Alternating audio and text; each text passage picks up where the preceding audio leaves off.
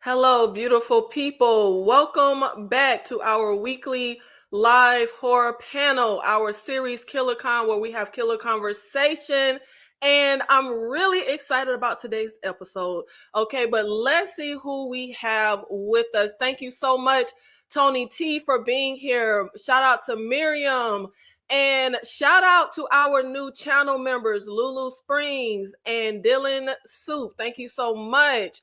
We are here to talk all things horror, and as always, y'all know what I do. I reach out and I get the best of the best in the horror community so that we can serve y'all some great horror content. And y'all know suffering is the name of my game. So I got some fun stuff set up today to really get the blood like we gonna look, simmer down. Let's get ready. We're gonna bring everybody out, and then the suffering will begin as I get into the horror movies that actually left us terrified. You know, those horror movies that legitimately scared you. Now I am going to bring out my first guest, and if it ain't 70s or the 80s type of horror, if you don't have a naked woman somewhere in there, okay, she don't want nothing to do with it. Y'all, please welcome Miss Tyra, Struggle Reviews TV. Oh, Lord, you and my naked women. You know, Tyra want to see some titties, and I want to see somebody get so ass. So that's what I want to see. But I am open to other horrors.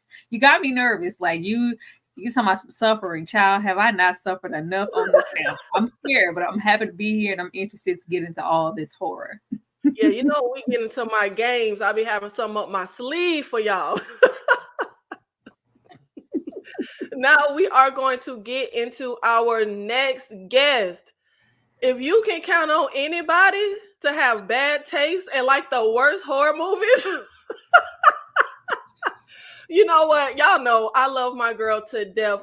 Bringing out Miss K, the fifth wall, will always champion the people under the stairs. Every single time. First of all, you're not gonna disrespect Jason Voorhees or Jigsaw in the manner, because see, you be going hard in on them. Okay, I have the best horror taste of all. Okay, y'all know my tier list be top ranked.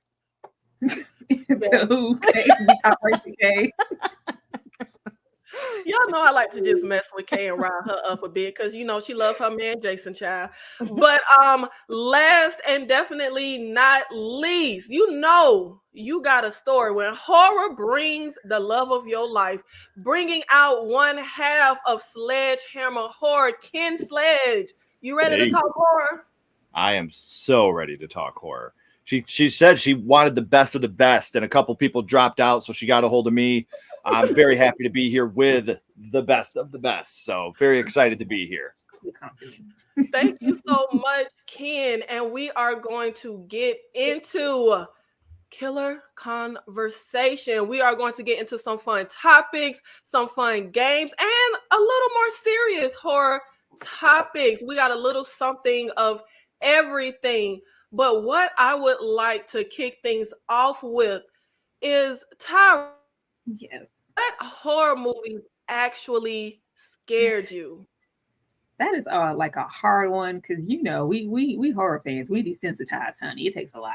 It takes a lot. I can maybe revert all the way down to childhood, and I mean like under 10, watching stuff I wasn't supposed to watch. I know Candyman was the first thing that scared the hell out of me because I was like, oh, it's a brother. It's a brother, and he out here slashing people. That really, really scared me. I remember the day my mother rented it from Blockbuster. And she cut it off as soon as he gets Helen and he's holding Helen and hovering over her with those bees in his mouth. And she cut the movie off, said, all right, everybody go to bed. I was terrified. I was terrified because I was a horror fan, but normally, you know, you would see it through and you get to see an uproar or the horror get it, you know, the villain get its cup up. And so we just did. And I was like, so is he here? Is it safe to get my Flintstone vitamins out of the medicine cabinet? I don't know. Another one, which was weird. I don't know why I was watching this. Castle Freak. I've seen Castle Freak at about 8. And I was so creeped out. I thought that was the weirdest movie in the world at the time. And I was really, really scared. But if we're talking like age, I know when I was a teenager and I thought like, oh, you know, I'm all of this. Can't nothing scare me. It's so much of things that are not so much scary, but more so unsettling. I always find The Exorcist to be really unsettling. It's something about the acting from Reagan there and the incidents that happen on set in real time in real life that always bothered me and like sits on the back of my neck. Hereditary recently was really unsettling for me when I first watched that. Just Tony bashing her head against that wall will always, yeah, that was a moment.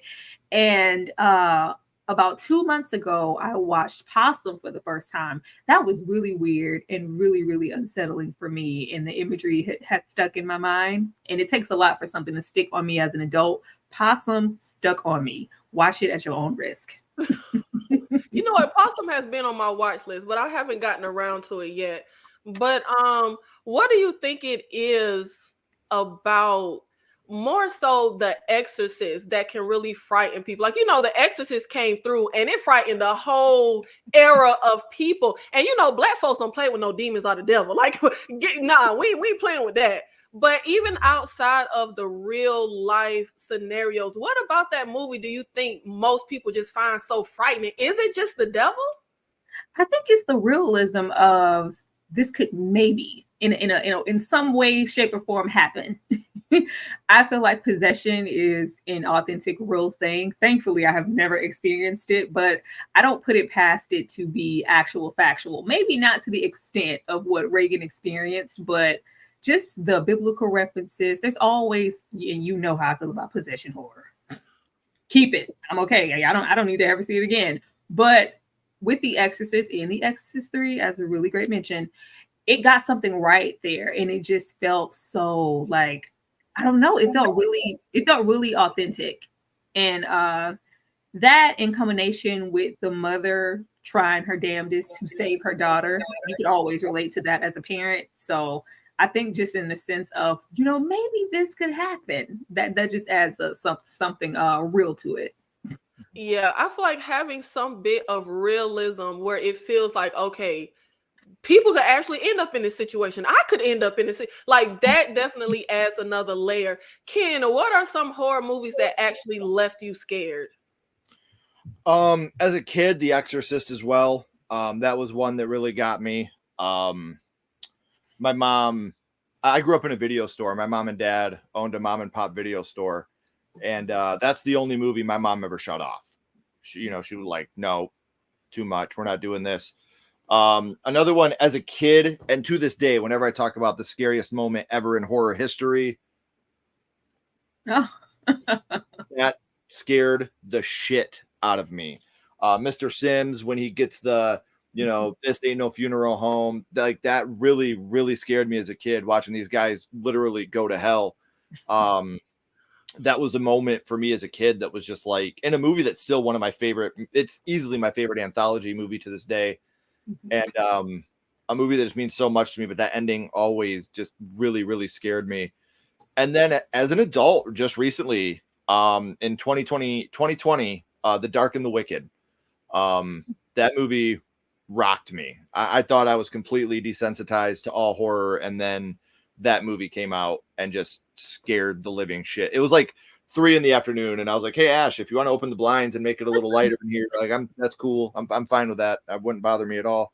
And then even now, like I go back and watch The Exorcist now as a girl dad, and I see the scariest moment in The Exorcist to me now is when Regan's laying in the bed and her shirt has exposed her stomach, and on her stomach it says "Help me." Yeah. So like your little girl is still inside there somewhere. And so like it's funny how we can watch these as a kid. As a kid, you're like, burn the house down. She's dead. Like, get out of there. Like it's over. It's done. And then as a dad, what can I do? Like it's my only job is to save her, and I can't. So like those are two that really, really affected me, both childhood and in my adult life. I am so glad you mentioned The Dark and the Wicked. I feel like I never hear anyone talk about that movie. It is such a gem. I love that movie. And I'm with you. It was definitely just so unsettling. I always tell people, if you feel like you desensitized as a horror fan, if you feel like the possession subgenre is played out, go watch The Dark and the Wicked. And one of my friends is in the movie. Julie Oliver Touchstone. She played the mom. Oh, wow. Okay. Yeah, she's a great friend of ours. And like, obviously that, she was a friend, whatever, but the movie is still fantastic. Like it's a scary, terrifying movie. And little things you notice upon rewatches, like finally seeing the demon for the first time. Like if you really look, when the goats are riled up, they have one shot where there's just one scene where you see the demon in with the goats. And I was just like, oh, I was like the Leonardo DiCaprio. Oh, like I seen it. So yeah, it's such a fantastic movie, and it is streaming on Shudder for anyone that hasn't seen it. I cannot recommend it enough. Good. I watched it several times. I just thought it was really good. I wasn't scared though. I watched it right close to when my mother had passed away, so I think that's a reason why it. Like one of the scenes that scares me so bad is when Michael's doing dishes and he hears his mom singing and he turns around real quick. Like that moment alone just completely shook me to my core watching it, because I got it. I understood it. Like, did I just hear that? Like that moment to me was just heartbreaking and scary all at the same time.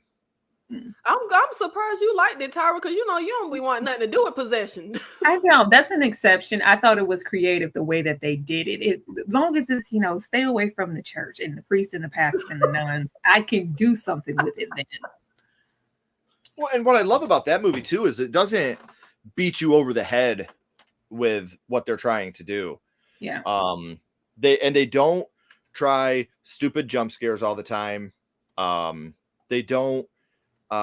It's just tension all the way through. They're just constantly building tension all the time, and you're like, please laugh or cry or scare, do something, please. And they're like, no, we're good. We'll just keep dragging this anxiety out for you. And I think that's my favorite type of horror. That's why I'm not the biggest fan of the comedy horror subgenre. I don't want to release from the tension. I want it as bleak and dark and depressive as possible. I don't know. Maybe I'm morbid. Do you think that you and Tyra, like, do you think it adds an extra layer as a horror fan once you have kids? Like if you see, because I know I watch horror movies and I'm affected when stuff happens to kids. I think most people are, even if you don't have kids.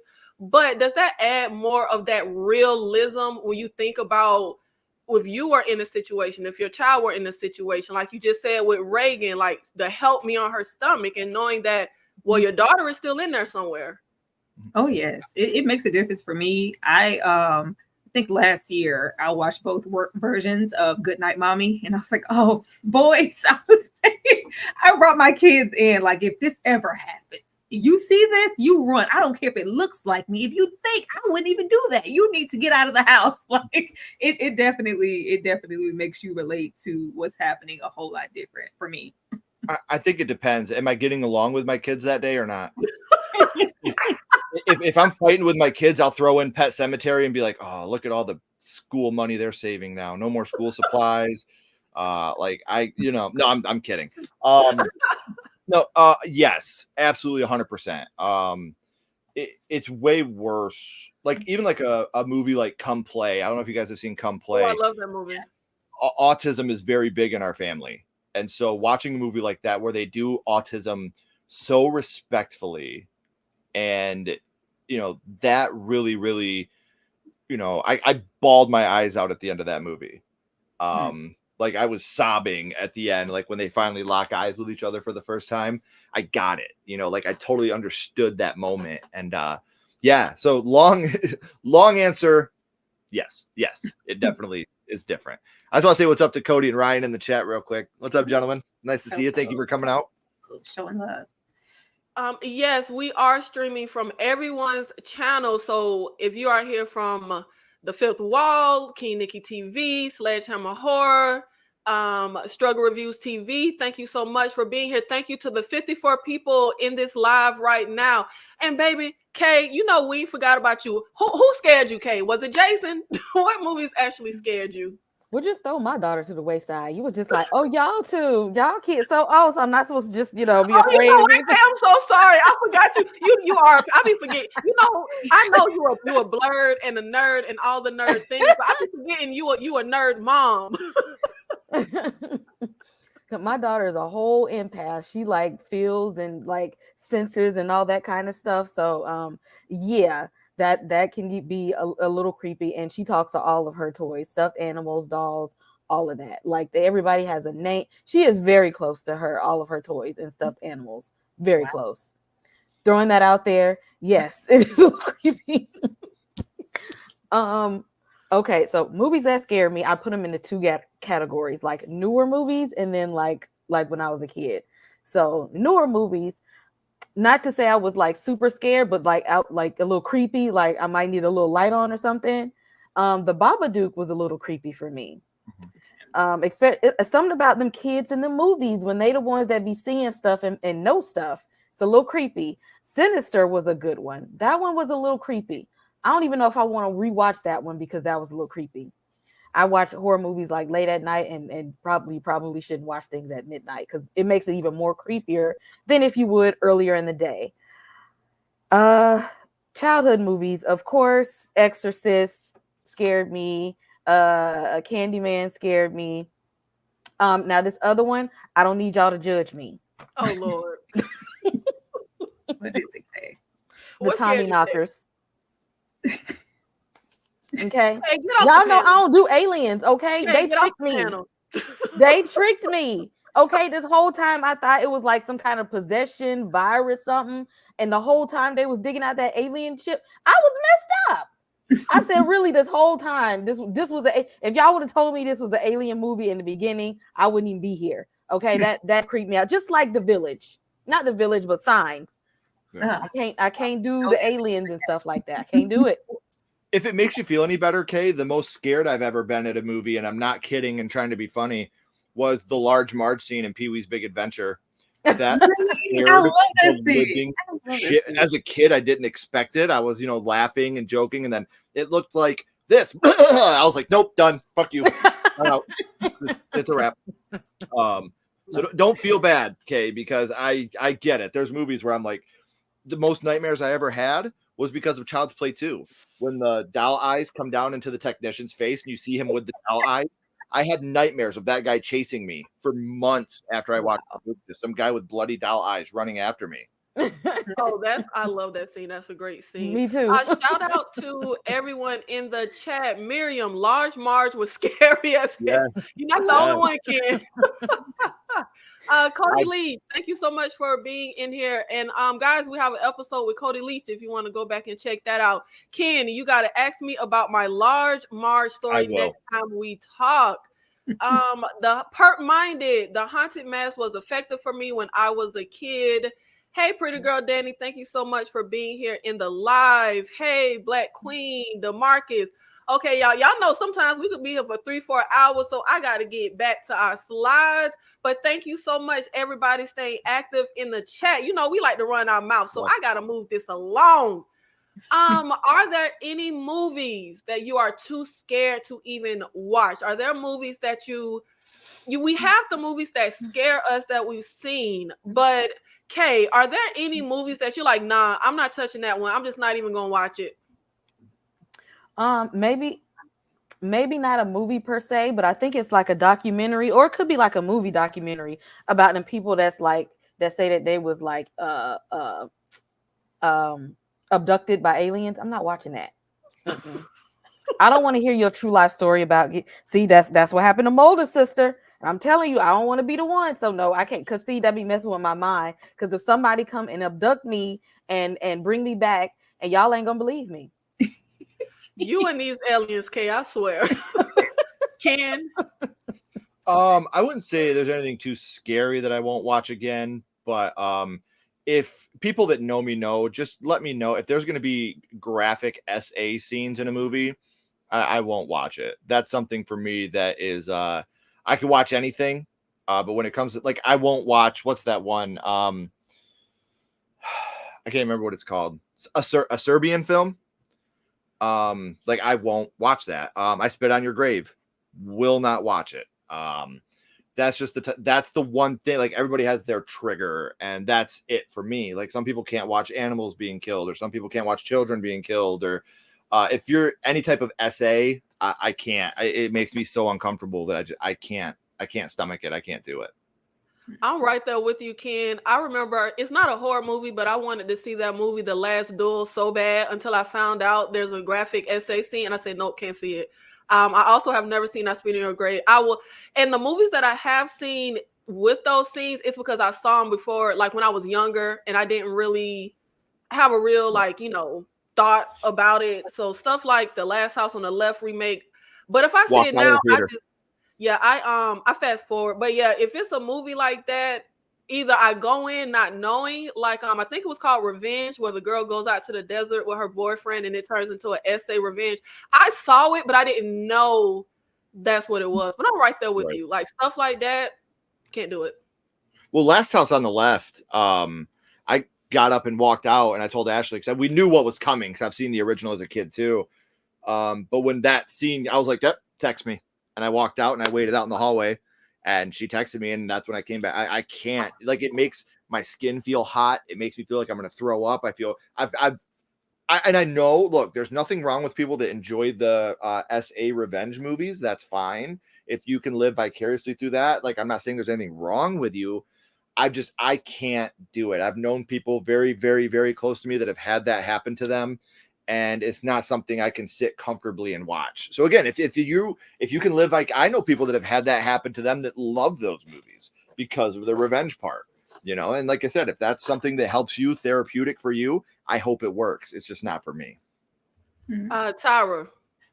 I just love how you guys are pretty much covering my whole list for most horror villains. You cover like everybody. There's alien abductions and SA. I don't know. There is absolutely nothing that I won't watch. Nothing. I'm a fan of all the genres that y'all said no to. I enjoy those too. It's a plethora of things. Like, okay, I'm good on that. I won't watch it again, but I will pretty much watch anything. So you're pretty much like I'll at least try it once kind of person.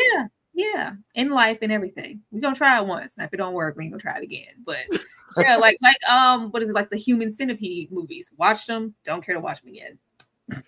Oh Jesus, Tyra. Now see. Honestly though, like I really, really like the first one. like I just feel like the first one really is more of like an artsy film, and then from there it just gets ridiculous and disgusting. But the first one, I actually dig that film. Like I didn't hate it like I thought I was going to. We're taping people's mouths to people's butts, and that's artsy. I don't know. I can't. Or a Saturday night at the Sledge House, whatever. Watching Human Centipede. Now, when we get into the horror that scared us, of course, we have to talk about the villains who exhibit the most brutality. And it's very serendipitous. I actually just saw a movie for the first time earlier this morning called Dread from, I think, the early 2000s. And there's a character in that movie called Quaid. Now, the movie is basically this guy who kills people, preying on them based on their fear. And I know that sounds very generic and like we've seen it all before, but no, we have not seen. This movie was so bleak and disturbing and depressive. And I feel like he was definitely one of the most brutal horror villains I've ever seen. And Victor Crowley as well. I always say I think Victor Crowley is a great villain stuck in a terrible movie. But he is very brutal, just ripping limbs. I always talk about The Loved Ones. I feel like that movie doesn't get enough love. That little girl and her dad, definitely brutal. I don't know how that kid survived. The Businessman in The Sadness, the Asian horror zombie movie. Tyra, who are some of the most brutal horror villains? We know you could stomach a lot. Exactly. That's why a lot of the brutality for me has to be kind of centered around reality. So something like Jason or Freddy, like this, that's more so fantasy for me. Now the Terrifier is an exception. Because for the blunt of that first Terrifier, I thought that was just a regular old man dressed up as a clown until he got up in the end. I was like, oh, which was a great surprise. But the brutality that he showed, old girl in the room in part 2, that went on forever. I was like, okay, like literally rubbing salt in the wound. It was a lot. That was pretty brutal for me. There's a movie from the 80s called Maniac. Pretty brutal. If you haven't seen Maniac, really dope film for me. Anybody that is in the Rob Zombie universe, we get real grapey, revengey over there in Rob Zombie land. Anybody over there, they are relentless and will not stop until you're dead. And I like the movies. Like brutal for me is you taking pleasure. You taking immense pleasure and really giggity in your kills. But getting back into the R revenge genre, anything from A Spit on Your Grave. I saw The Devil. Last House on the Left. A good one. Yeah, Last House on the Left. Anything that you taking immense pleasure in taking something like that away from a woman. Though those are really gruesome to me. And then I guess I'll just put Jigsaw in there for good measure because that takes so much planning. That takes so much planning. And then at the end of the day, technically I'm killing myself. Terrible individual. Y'all know me and Jigsaw, we gotta love hate because he will kill you for jaywalking. Like I really, but I feel like one that you mentioned, I Saw the Devil. If you are a horror fan and you feel like, oh, I'm desensitized, they don't really. If you get into one thing, Asian horror movies will do, but boy, the Asians will rip your guts out. The Asians, oh my god, if it's Korean horror or Japanese horror, they will do the most depraved, depressive, and I Saw the Devil is pretty much at the top. Ken, got to give a shout out to my boy Pinhead and his gash. I love Pinhead. I love the Cenobites. Pinhead actually won my Maniac Madness, our March Madness bracket. Pinhead was my winner on that one. And then one of the most vile villains that I don't think gets enough love or credit is Rose the Hat from Dr. Sleep. Mm-hmm. When she's torturing that baseball boy, is it going to hurt? And she's like, I hope so. Like, it's so dark and depraved, and she's beautiful and sensual. And like, she's to me, like one of the most perfect villains.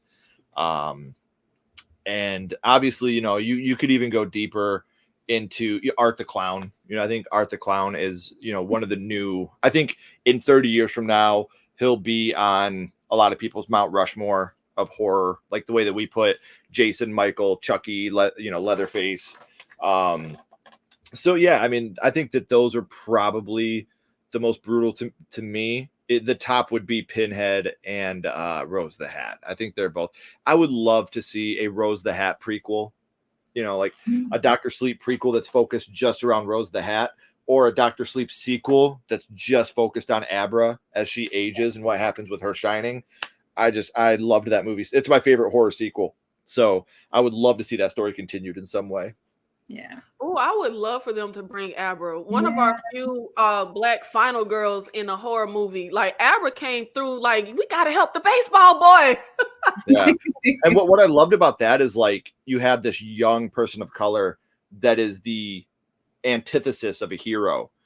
And I think that continuing her story, and like she's still working with Mike Flanagan. Like she just did that new TV show he did. Yeah. And so like she's still working with Flanagan. So I think Flanagan could write a great Dr. Sleep sequel based, if Stephen King would allow it, based around Abra and how we watched Danny go from The Shining to Dr. Sleep. To see Abra go from Dr. Sleep to her next step, I think would just be an absolute breathtaking thing. Yeah. And Nikki, throw audition in there. I always forget about my baby audition. I love it. Yeah. But y'all, I'm told y'all them age. Kay, you got to start reading these movies, babe. Like you missing out. But Kay, you cannot mention Jason. Who are some of the most brutal horror villains? First of all, Jigsaw is not the most brutal horror villain. Okay, he's out here doing the Lord's work. He only targets the people that be mean to other people. Okay, he is going after the ones that ain't quite right. He's trying to be vengeance and seek justice so people can live their life right. Okay, I don't have a problem with that. Minimal thing.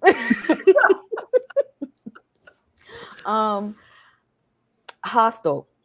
Because you literally like paying for people to be abducted into torture for no reason. Like that. See, that's no reason. Okay. Jigsaw had a reason. These people in Hostel, they ain't had no reason at all. But the most brutal horror for me is anybody that's in the cannibal range, like Hannibal Lecter. That Jeffrey Dahmer series messed me up. I was completely disturbed by that one. That movie Fresh, like anything that's got to do with cannibalism, that to me, that's like top level brutal. Because not only are you gonna take me out, but then I can't even exist no more. Like you have to use me for nourishment. Oh no. That's a good segue into The People Under the Stairs, right, Kay? So you see how I can always relate to it. Man, we almost made it. You see how we can always wrap that around. We're right there, Kay. We're right there. Jeez. He got to come back. Now, Kay, if you like cannibals, you have to see that Bone Tomahawk movie that we talked about yesterday. You got to sit through, but if you like cannibals, trust me, it will pay off. But I'm surprised. I did try that movie. I just ain't get to the end. You got to get to the end, Kay. You got to get to the end. But I have to also add my guy Mick from Wolf Creek and another foreign film, Inside. The Lady from Inside. Talk about sadistic, brutal. I'm telling you, them foreign films, that's where it's at. Now, we always hear a lot of talk in the horror community about PG-13 horror. When we hear about a horror movie coming up, it's I hope it's rated R. I hope it's rated R. And I personally think PG-13 horror gets a bad rep. There are tons of PG-13 horror that I like. The Skeleton Key, Carriers from 2009, A Quiet Place is PG-13. Kay, are there any chances that a PG-13 horror can actually scare audiences, or is it just for kids? I think it can, especially people who are not used to horror. There are some people that don't do horror. And some PG-13 movies can push it. Not the first movie, but the second one, Ouija. That one was really Origin good. of Evil. Mm-hmm. That was a really good one. I wouldn't even recommend that one to people who don't like horror movies, but it's PG-13. So some of them can definitely have some moments in them, especially that it's not like a lot of gore. A lot of PG-13 movies rely on jump scares. And if you're not used to horror, if you don't like horror, them jump scares is going to be what gets you. So you don't think that like hardcore horror fans could ever find anything in PG-13 horror? Well, the hardcore ones we've desensitized anyway. I like PG-13 horror.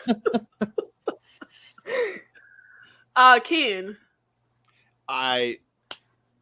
Some of the scariest movies that have come out in the last 20 years have been PG-13.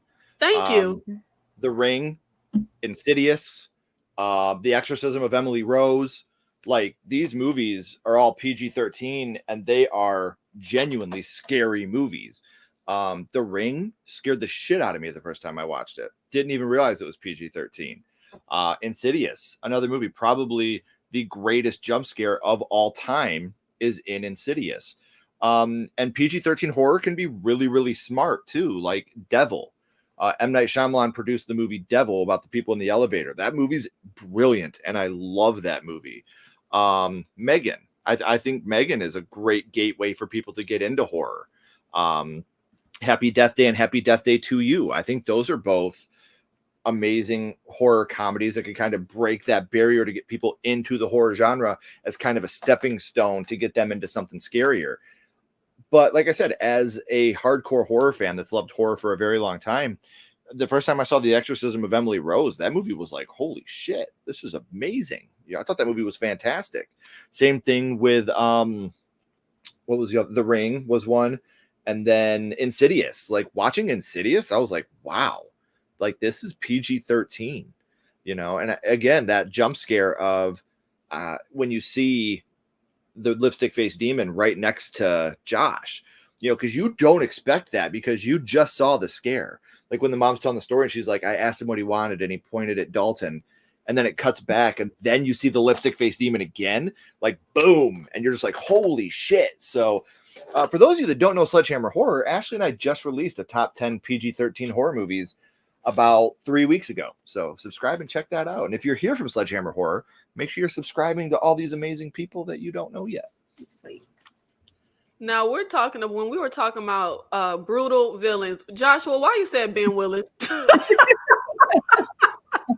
From I Know What You Did Last Summer, I Still Know What You Did Last Summer. What about Will Benson? Get it, Ben's son. Oh my God, I love those movies. Stupid. So stupid. Now, Tyra, are you gonna come through and be a hater on PG-13? Because we know you like for your stuff to be. I didn't say anything yet. It's not my favorite.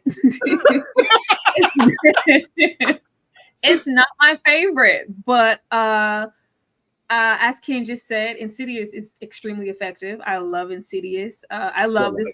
I was gonna say What Lies Beneath. The others, yes. What Lies Beneath, that used to be one of my faves growing up. I used to love that one down really good. A film I watched not too long ago, it's called Under the Shadow. I didn't even realize it was PG-13 until I actually looked it up. Under the Shadow is really, really good and really effective. Lights Out.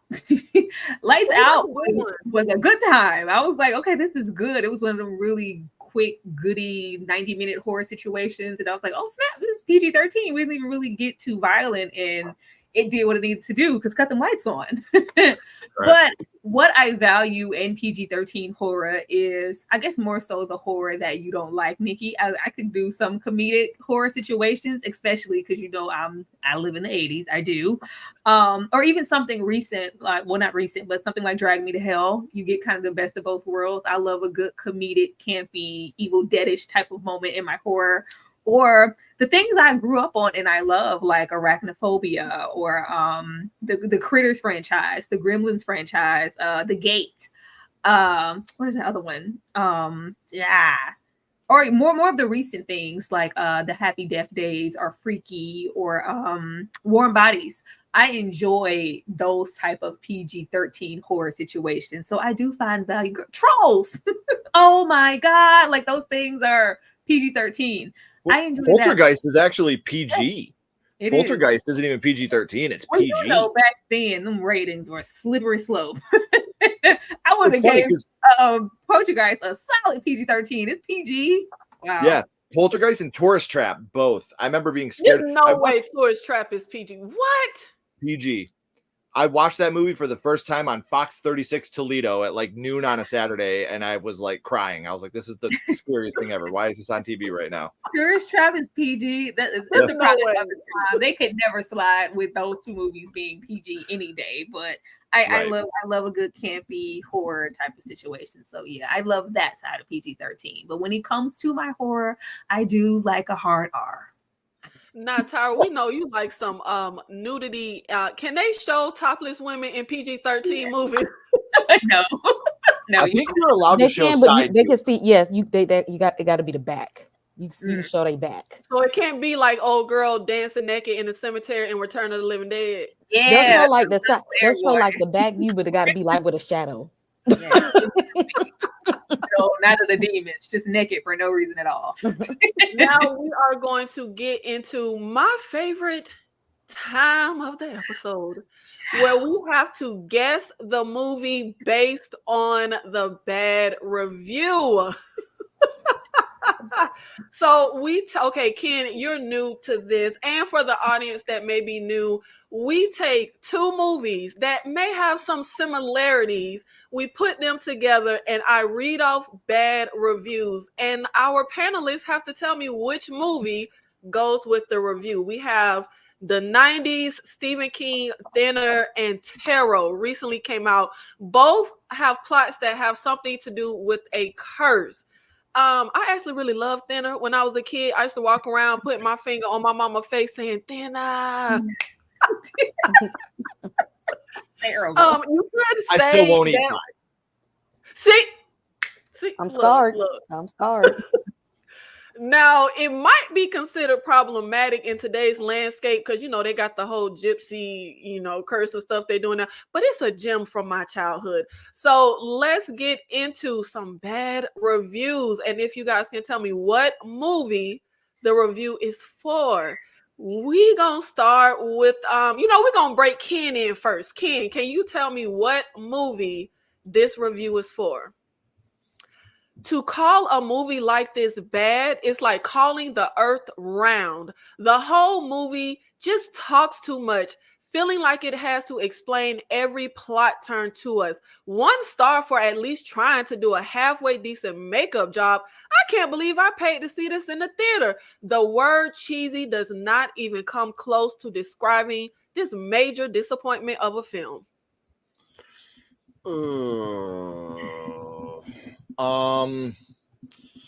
I'm gonna say I'm gonna say Thinner just because of the makeup job line. You are correct. Okay. I can't believe you got it. See, I thought when they said they saw it in the theater, stuck I for thought a that second. would throw you off. I thought for a second that Thinner was a Stephen King made-for-TV movie. So I was trying to, did Thinner have a theatrical release? Because someone said, I can't believe I paid to see it in the theater. So I was like, oh shit, was it like Sometimes They Come Back or The Langoliers where it was straight to TV? Or was this a actual theatrical film? So the makeup is the reason I got it, because I don't remember any real makeup shit in Tarot. It was all CGI. See, I was hoping that theater line to throw you off. They got a player. That's the way I would have said Tara. It's funny And because you know what? I took my 12-year-old to see Tarot and she loved it. And it made sense to me because she hasn't seen all these tropes done 1,000 times over. So if that was like your first horror movie, you probably would really, really dig Tarot. And my daughter did. She was like, Dad, that was awesome. I was like, it sure was, babe. Good job. I always say there's an audience for everything. Yep. Tara. Oh, yeah. Okay. Here we go. The core concept has merit as something horrific, but the execution is middling even if you get past the dated stereotypes. Bad film that is devoid of suspense, interest, or a point, focusing on unpleasant characters you cannot empathize with in an increasingly empty film. Oh, man, I don't know. Because you said dated, stereotypes, and I know the gypsy situation was very problematic and Thinner. But then when you say, like the doll, like all these characters, that's really giving terror. Dated stereotypes. Oh. Did you see Tarot, Tyra? I mean, I cut it off. I cut it off. I tried. I just did not pique my interest at all. I saw maybe half of it. I'm just for dated stereotypes. I'm gonna go with dinner. You are correct. Oh gosh, thank you. Now, see, I thought the dated stereotypes would make you think Tarot because of what they did with that Asian character. That was ridiculous. That was terrible. But I know the gypsy theme in Thinner was very problematic for the time. So I'm gonna go with, that trope was ranking a whole lot higher than whatever they were trying to do with that poor man in that movie. That's terrible. Hey, Nadia, thank you What's for up, being Nadia? in Hey, Nadia. the chat. Y'all make sure y'all check her out. She does content. She is great. She is on YouTube. Miss Jason Lover, we are going to go to you, babe. I was looking in the chat like that was somebody's name. I was like, did I miss that one? Where's Miss Jason? Because Kay rides hard for her Friday the 13th series. Yeah. Okay, here we go. Wow, the dialogue in this movie is absolutely abysmal. The filmmakers decided to just string a load of cliches together and hope for the best. We also have the most bland, one-dimensional characters I have ever seen. There are so many plot holes and inconsistencies, and every character only makes the stupidest decisions. Mm-hmm. That got to be Tarot because I ain't like nobody. It is Tarot. It wasn't. I can't believe, you know what? I need to start making this game harder because y'all doing good this time. We failed horribly last I got one question. Let us have it. I wanted everybody to lose that round. Okay, here we go. Because I'm used to Tyra and Kay losing. Y'all done got it right. So let's get a little harder. Was I the only person on planet Earth that saw The Colony and The Day? You were, because what is this? What the hell is this? You didn't see it. And Bill Paxton and Lawrence Fishburne? I have never Yes. them. What? I can't believe I was the only. Okay, I figured I was the only person on planet Earth that saw these movies. But they are both post-apocalyptic horror movies about a group trying to survive. They get attacked by cannibals. So they are both extremely similar. So let's see. We are going to start with Kay for this round. Now, how are you gonna judge us on some movie we ain't seen? What is The Day? Look, I just broke the movies down for you. I mean, you couldn't put Steak Land here. I love Steak Land. I'm just playing. Go ahead. And y'all also know, I pick these movies for a purpose when we go through all our games, so we can introduce people to the movies that people don't talk about. I like both. Now, these are more mediocre horror movies, but I love them. Okay, here we go. Why are the female actresses' hair always done in these post-apocalyptic movies? There's no clear storyline in the movie, and the scenes just get extremely dull and boring at the halfway mark.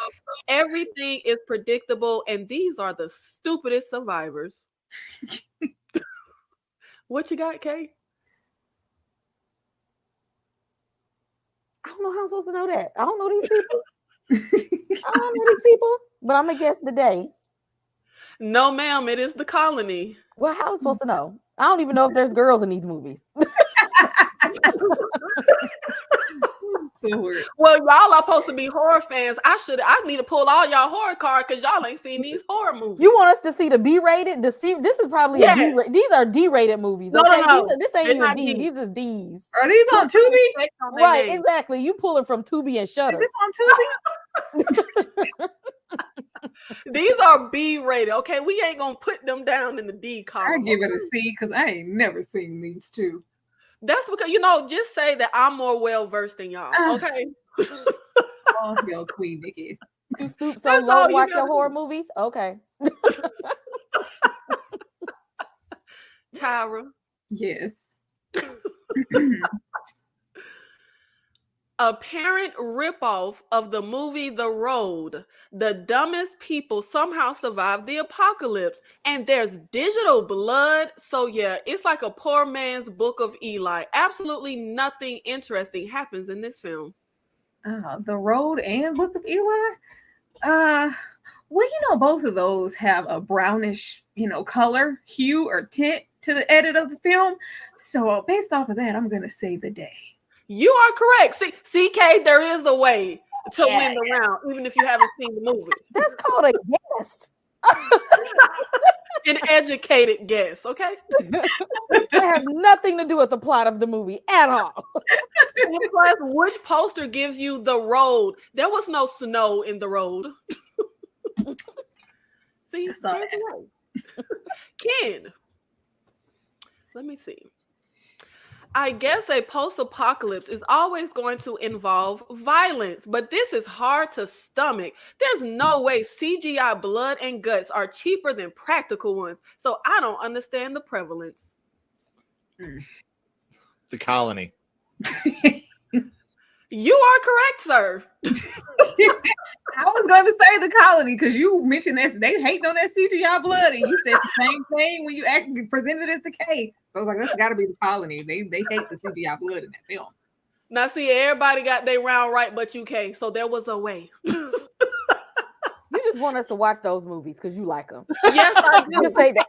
Look, if you want us to watch those movies, just say that. Everybody in the audience, you should go watch The Day, and you should go watch. These are literally the same movie, Nikki. Like, dang. That's the point of the game. Sorry, We have two disaster movies. I redeemed myself. And you know what? Since you running your mouth, you're gonna go first this round. It's okay. Here we go. There were so many scenes that just made me scream, why? Like, why did some of the characters die when it was totally feasible to save them? The special effects were honestly the deal breaker for me. I don't have a problem with bad special effects, but these just seemed so unbelievable to the point it killed the scene. Oh. Yes.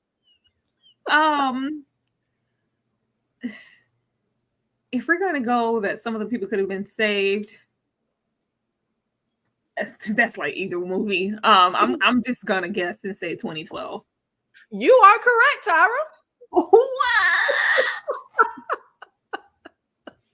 See? Yes, Miriam in the chat. Don't put too much slander on Tubi. I love Tubi. Tubi has all the gems I love. I just thought that maybe those were on the back lot of Tubi. I'm sorry. My movie's on Tubi, man. Show some love. Come on. Love Tubi. I get my dick ripped off. And then it murders somebody. What movie? Bride of the Killer Pinata. Bride? I'm gonna write I it need to down. go find that. I had no idea. I thought that was just a joke. No, that's I get my face ripped off. Watch that. See my wiener get ripped off. Come back. I was like, please make a cast because if not, this will never hurt anybody. Ever. Okay, since Ken went through his pain and suffering for his movie, you will be next. Here we go. Cheesier than cheddar, and some of the worst plot points in the movie. This is trying to be an epic film, but it falls short. That's it? Oh man. Well, since 2012 was just guessed, I'm gonna go with The Day After Tomorrow. No, it was 2012. Unfortunate. Saturated with apocalyptic movie cliches, this film is a disastrous attempt at a story. I can do the suspend belief bit for a movie, but come on. The special effects are so bad that I had to wonder, did they even use modern technology?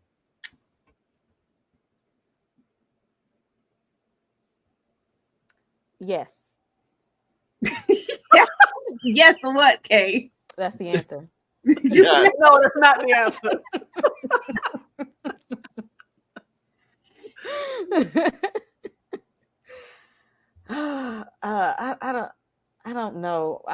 The Day After Tomorrow, because they had supposed to be what, aliens or something in there. Girl, you know what, Kate? You know what? It ain't no damn aliens in The Day After Tomorrow. What movie I'm talking about then? What movie I'm thinking about? What is that? Ain't that the movie with Dakota Fanning? I don't know what. That's the one with Tom Cruise. That's War of the Worlds. War of Worlds. Was there snow in War of the Worlds, Kate? Hey, come on. War of the Worlds was me. War of the Worlds was me and Ashley's first date. Swear to God. That's hilarious. Did she get it right? She said Day After Tomorrow. Is it right? It's 2012. Oh, dang. Well, I was thinking The Day After Tomorrow was a movie that it was. We finna take Kate's horror card. We finna take your movie buff card. We taking your black card. We taking every card in your arsenal. We can take your card for giving us these questions. Why you ain't had a World of Worlds on that then? Why you put the other one there? Oh man, I've never seen. Why would I have the K? You gonna take my card because I've never seen Extinction? I don't know what that is. Did you at least see Carriers? I did. Let me write Extinction on my card. Is this Resident Evil Extinction? Y'all don't be deep in the genre like I do. Ken, did you see either of these movies? I saw Carriers. Okay, thank you. Okay, at least you saw Carriers. Okay. I saw Carriers. I just didn't see Extinction. Okay, I already know you ain't seen neither one of these films because you don't watch them, but the people under the stairs. Thank you. I've seen Carriers. Okay. But it's the Resident Evil Extinction. That's not that? No, it's not that. Kay saw Carriers because she thought it was the movie where they were carrying the people to the under the stairs. She thought it was pretty cool. And so we tricked her, but she has seen it. See, I'm always there for a good virus outbreak. And these are not the B movies, shanky movies. Carriers and Extinction are both good movies. Now, but Carriers is you know, it ain't like high budget or anything. But it's you don't have to be high budget. Oh, Lord. Okay. Now, let's start with.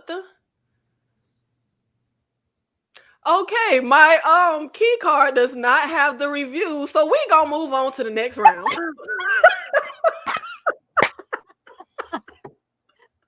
Oops, somehow I skipped this one. But yo, I just gave audience, I just gave y'all two movies that y'all need to check out. They are both really, really good movies. Okay. Hilarious. I probably would have got that right because I at least seen one of them. I always get the short end of the stick every single time. Okay, I've seen these movies. The hunt was so dope. Hellfest was cool too. Now, Kay, I know you saw these two now. I fell asleep on The Hunt. You know, I mean, I do visit Shudder on occasion. I love Hunt, and I appreciate the fact that Hellfest had some Tony Todd presence. I watch anything with Tony Todd. Yes, it did. He's a legend. Okay, Ken, did you see Hunt and Hellfest? Yes. Yes. Okay. Yeah, you know what? If it ain't Friday the 13th or the people under the stairs, I guess Kay just ain't watching it. I told you I watched it. I just fell asleep. And Hunt was good. Really good, Kay. Give it okay, again, I be watching stuff too late at night and I went to sleep on it. You know what? Okay, we're gonna start with Kay. Okay, we start with you. Both movies are Halloween themed horror movies about a group of friends, and that's all I'm gonna give you because you don't be watching nothing. Okay, here we go.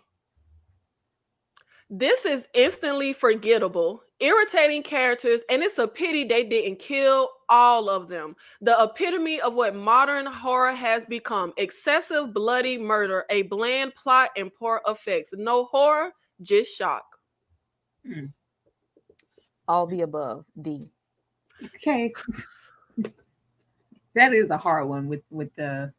I know which one I think it is, but I don't know. Come on, Kay. I'm only guessing Hunt because I seen some of it before I went to sleep. And you are guessing wrong. I was going to say, like, the effects in Hunt were like, the ones in Hellfest were a little shaky, just a little shaky. Well, I don't know what to compare it to. You need to start watching stuff since you call yourself a horror fan. I don't do nothing about the but Satan and stuff now. No, it's a theme park. It's a theme park, Kay. Satan ain't nowhere in neither of these movies. Why he on the poster then? That is not Satan. It's a theme park ride into the what is it? The haunted house on the park. Yeah. Ken. Let's see. I'm gonna give you an easy one. The plot is horrible, the pace is slow, and the character development is non-existent. I don't know if it's supposed to be a comedy horror hybrid because most of the gore was laughable. Try hiring a capable effects team next time. Again, I'm gonna agree on Hellfest this time because Haunt had great effects in it. Yeah, people are slow. It's gotta be Haunt. Watch.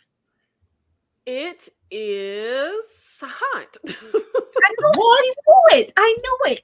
I know it was all great practical effects. It's great. It was great. People are slow. I didn't say that the reviewers knew what they were talking about. Right. Touche. Touche. I knew it. Tyra. Yes. Jesus.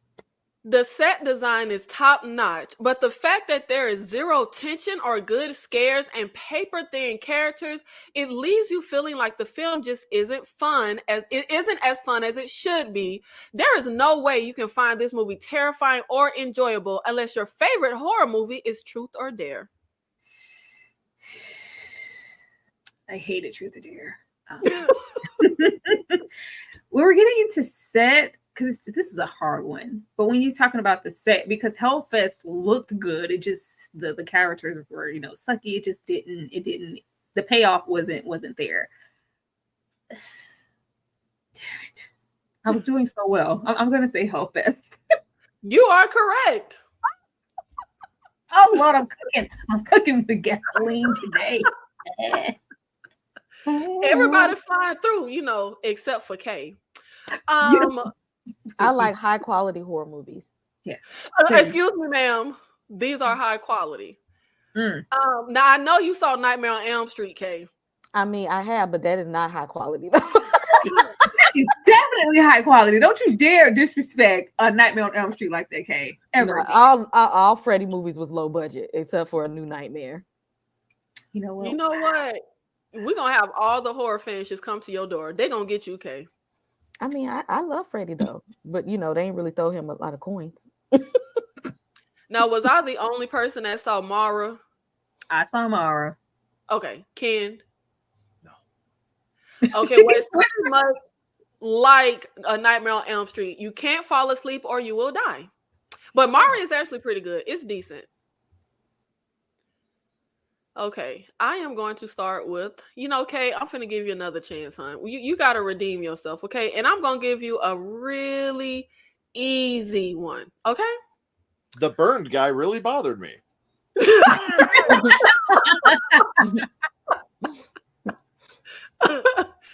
I have been more frightened watching Saturday Night Live. Too juvenile to be a fright movie. What could be more overrated than this? Who is in charge of the casting?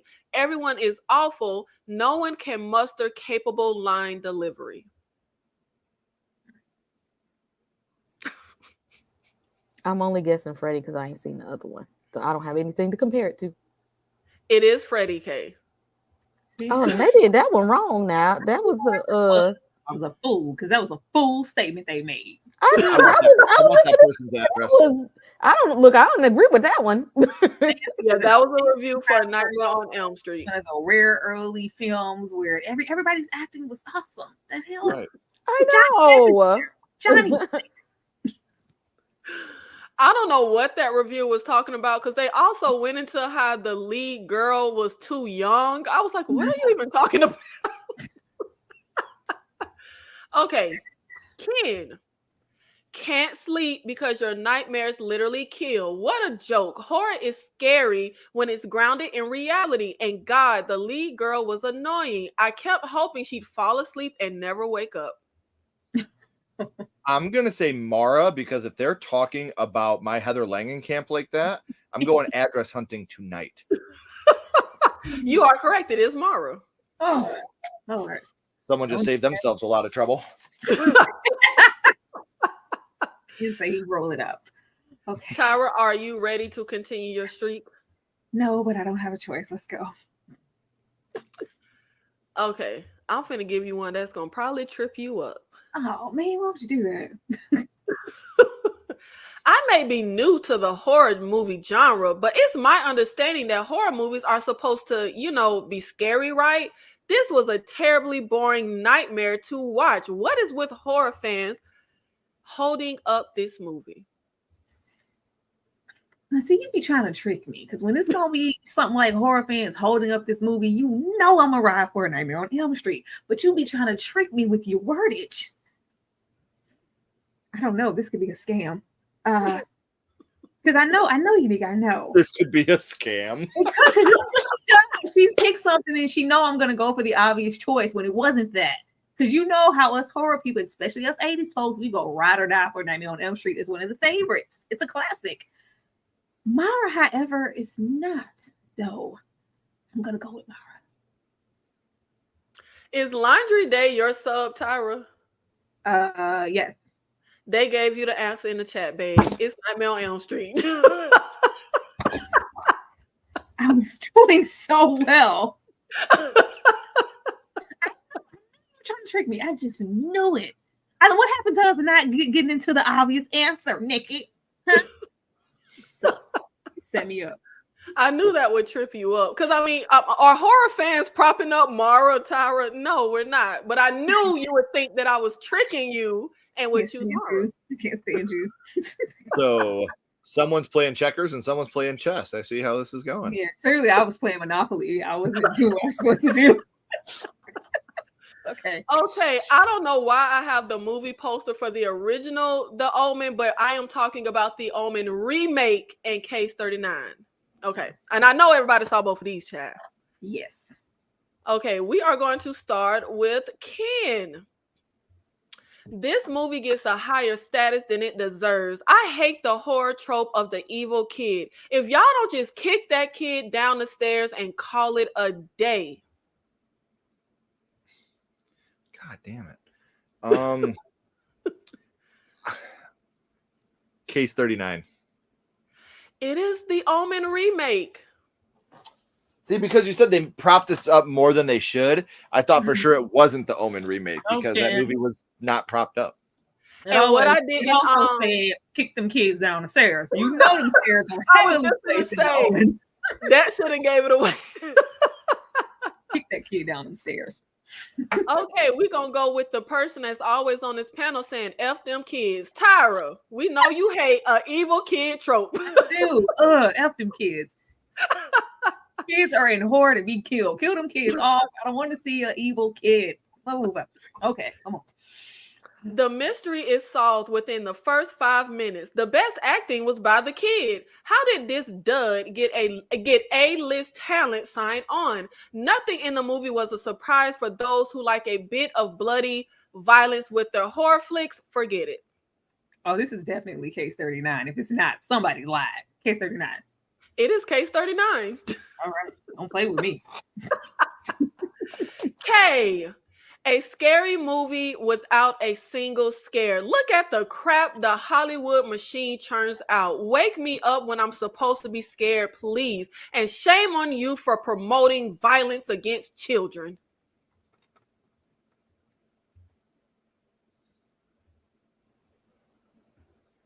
What you got, Kay? Now, I know you saw these movies, girl.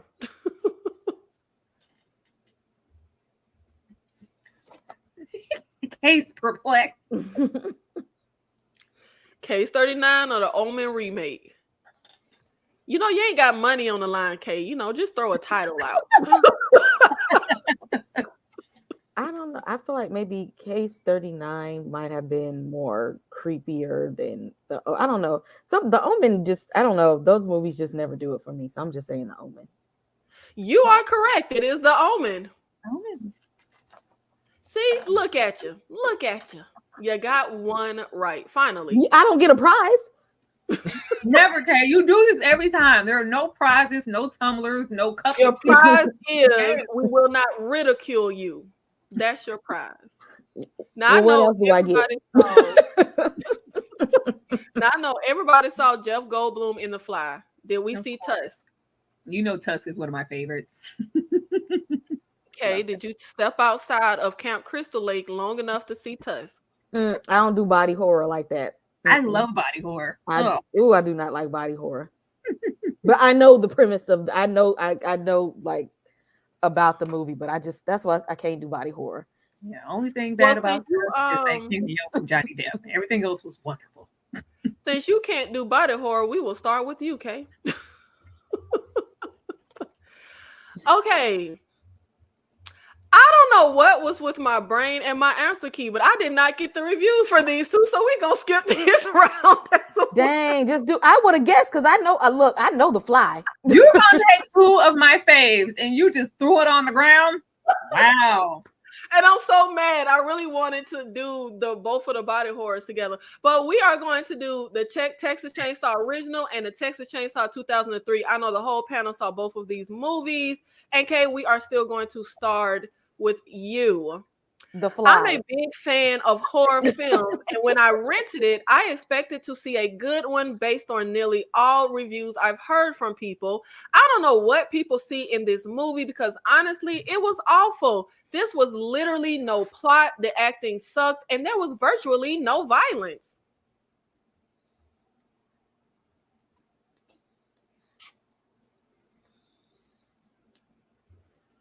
Now, hold on now, Laundry Day. You can't fire me. Fine. You fired. You fired, Day. Read the first sentence Thank again. you, Miriam. Not too much on me, okay? Y'all, look. No, put my comment on the screen. I said you were fired too. You fired. Pimps mess up too, okay? Pimps mess up too. What you got, Kay? The original or the remake? I don't know. Was people renting movies in the early 2000s like that? You do know people can rent old movies in any era, right? I don't know. I'm going to go with the original one. You are correct. It is the original. Ken, this is in my top 10 worst horror movies of all time. This travesty has so-called professional actors who are actually worse than those that you see in low-level movies. The level of sadism and violence is on par with the later editions of Friday the 13th. If they're talking about the later editions of Friday the 13th, I'm going to say the remake. You are correct. Oh, man. Tara. Yes. It's a massacre, all right. Completely sadistic. What in the world is wrong with horror fans? This is just sick. And there's no art here. Where is the story and the logic? Anyone who likes this film, you're just sick. Are we supposed to be turned on by sadistic men killing young, pretty girls? I'm going to say the original. These reviews be taking me out. This is, you are correct. Thank you. It was the original. Yes. Love it. You know, it's one of my faves. So wait, somebody wasn't happy with Franklin blowing raspberries in his wheelchair? And we are going to get into a new segment, Guess the Movie by the Tagline. One thing I love is a good movie tagline. And since Tyra making all her crazy horror faces, we gonna start with you. Now, two movies. Multiple choice. All right. Two movies. It's basically multiple choice. I got the movies up there. Right. Now, I feel like two movies would be too easy. So we're doing three movies that can have similarities. Bug, which is a great movie. Splinter, great movie. Slither, great movie. But they all involve some type of bug thingy, you know, getting into people and doing all kind of stuff. So Tyra, yeah, which movie has the tagline, "It will get under your skin"? You know, Splinter was so low on the budget. I wouldn't even think they had a tagline. No, come on, Tyra.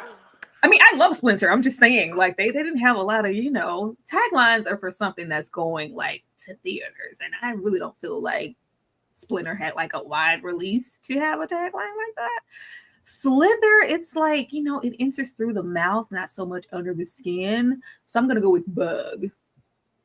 It is Splinter, hun. Damn.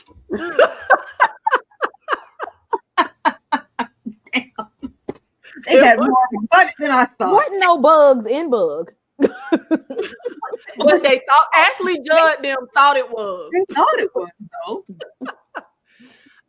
Kay, since you want to, be shouting out, you gonna be next. I know this one. Black Christmas, the Texas Chainsaw Massacre, and Hellraiser. Okay, if your skin doesn't crawl, it's on too tight. I know this one. Keep your mouth shut, Tyra. What you got, Kay? If your skin doesn't crawl, it's on too tight.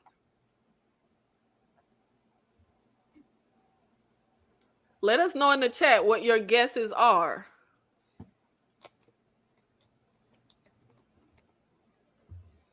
We got some people saying Hellraiser.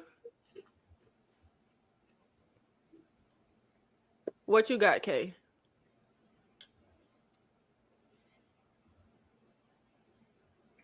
Girl, if you don't stop having us sit here in this radio silence and tell us a movie. I don't know. Hellraiser? No, ma'am. Black Christmas. No, I would have never guessed that one. My next was going to be Texas Chainsaw Massacre. This one. I know this one because the tagline, I was always like, this doesn't match. It does not match at all. It does not match. I figured y'all would think it was Texas Chainsaw Massacre since he would put the people's skin on his face. Ken, Invasion of the Body Snatchers from the 70s, Body Snatchers from the 90s, or They Live. They'd kill to be you. I know. I'm gonna say Body Snatchers. You are correct.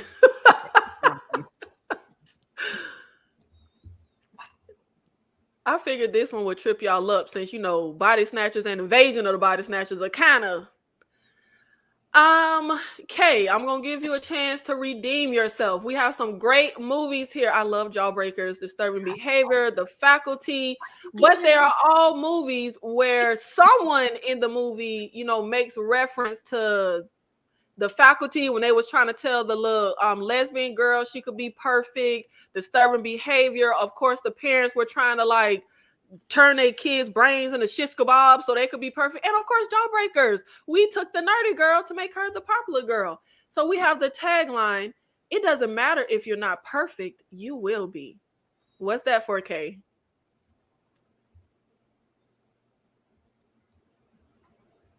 Disturbing Behavior? That is correct. Now, see, look what happened when you put forth a little effort. Why you give me that? I knew that. You're gonna give me something or something that's attached to screen that I'm not gonna know. Ken, we have The Last House on the left, the original Evil Dead 2013, and the original The Exorcist. Keep telling yourself it's just a movie. You know what? I'm gonna say The Exorcist. Which one is it, Tyra? Leave me alone. I don't care. I don't even care. Because I thought you was over there mumbling because you know it. No, I ain't gonna say nothing else. It's fine. Don't get me in this moment. That is incorrect. It is The Last House on the left. I don't fuck with that. It is. Hey, thanks that horror couple. You know these my movies. Then you gonna try to give me Lord. Super chat for Ken. You want to read your super chat, Ken? Hey everyone, what's up, Ken? Hello, Rob and Kaylee. Happy to meet KillerCon 007, the 7th episode. Awesome stream as always. They are amazing. If you guys are not subscribed to these three amazing creators, anybody that's here from Sledgehammer Horror, please subscribe to all of them. They are amazing. You are going to love their content so much. Thank you. Nikki, it's another super chat up there from Dane C. Please get it. Or you're going to tell me that you didn't. Correct. Read the super chat, Tyra. Thank you so much, Dane C, for the $2. Nikki is pulling from Roku Film Library, shaking my head.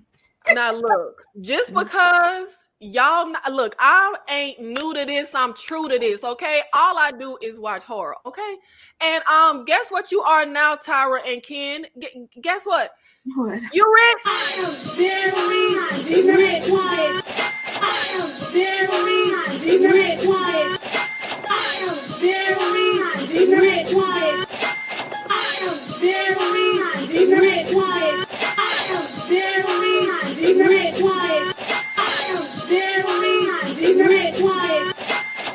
am very rich.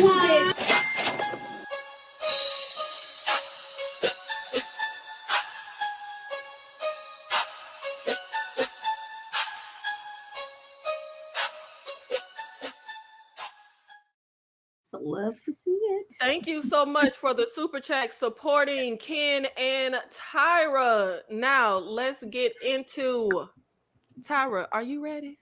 I was ready for the last two, but I ain't ready for this. All right. Daylight's End, a movie that I love, where you have a man in a post-apocalyptic world.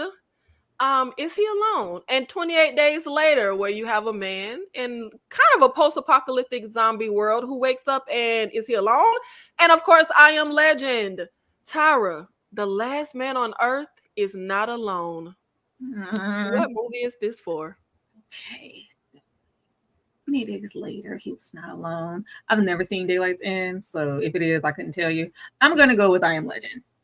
And you are correct, ma'am. I am very rich. I feel like this has been an easy one because that was literally the marketing for I Am Legend. Is the last man on Earth is not alone, and like what's there with him? That was the whole like marketing at the time. Ken, we have space horror and something that's kind of like space, deep sea, Event Horizon, Alien, and Spear. Am I the only person in the world that saw Spear? Yep, I don't know what that is. I know it's not Alien because Aliens is in space. No one can hear you scream. So yeah. I know it's not that one.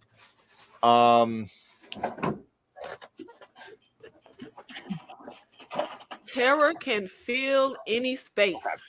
Heads, Event Horizon, tails, Sphere. Tails, Sphere. That is correct. Your coin did you justice. And this coin is now going in my pocket because now this is my lucky coin. Yes. I can't believe the coin steered you right. Yo, Spear is a good movie. Dustin Hoffman, Sharon Stone, my mind going blank. Samuel L. Jackson. That movie is really good. I'm done with you recommendations. I'm finished. Look. I have pristine recommendations, okay? Yeah. I will say that I think that Event Horizon is such an underrated film. Love like, it. Event Horizon is the perfect mix of Alien and Hellraiser. Like it's just such a fantastic, wonderful film. Oh no, you didn't. The Equalizer. I saw Spear. I wish I hadn't. Oh, my people. My people. I like Spear. That was such a good little 90s like sci-fi horror movie. And I mean, it's a great cast. Okay, we are getting into movies. The Cell. I know y'all be hating on Jennifer Lopez, but I love The Cell. The Cell was awesome. Beautiful movie. Identity and The Silence of the Lambs. All three great movies. Of course, one is a classic movie. Kay, once you enter the mind of a killer, you may never get out. Which movie is that from? Once you enter the mind of a serial killer, you may never get out. What you got, Kay? Identity? No, it's The Cell. She literally go into his mind. Girl, I ain't never finished that movie. Hey. We actually had to stream early tonight because we were worried Kay was going to fall asleep. Okay.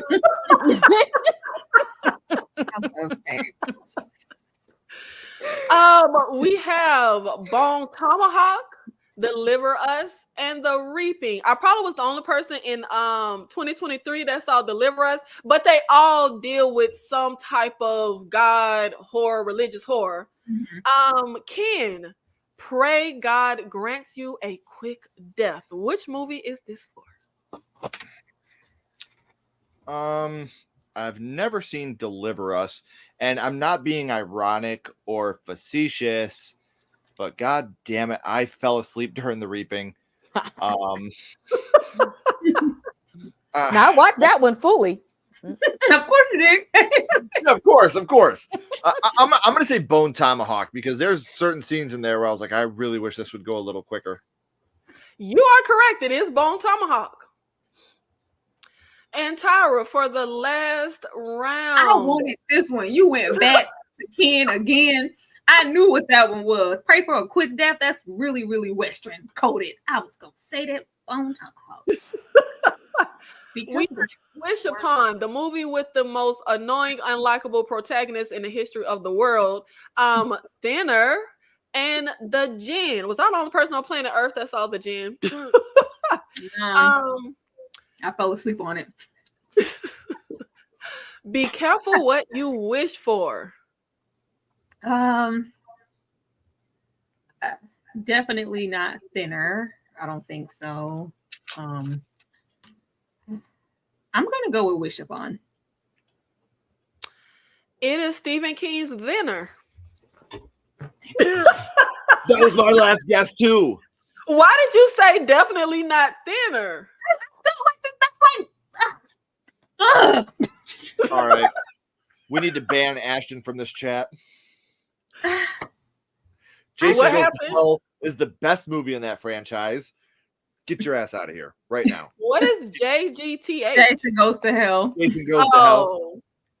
Best movie in that franchise. Now, how you fall asleep on that one? Now that was like weird action throughout. Okay, you can't miss a part of that.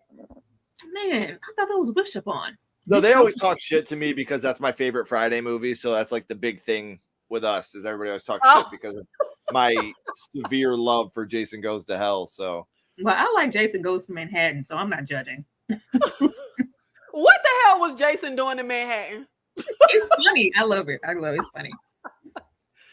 And we are going to continue our theme of the horror that scares us. And one thing, we have a lot of different formulas that creates a scary atmosphere. It's the location.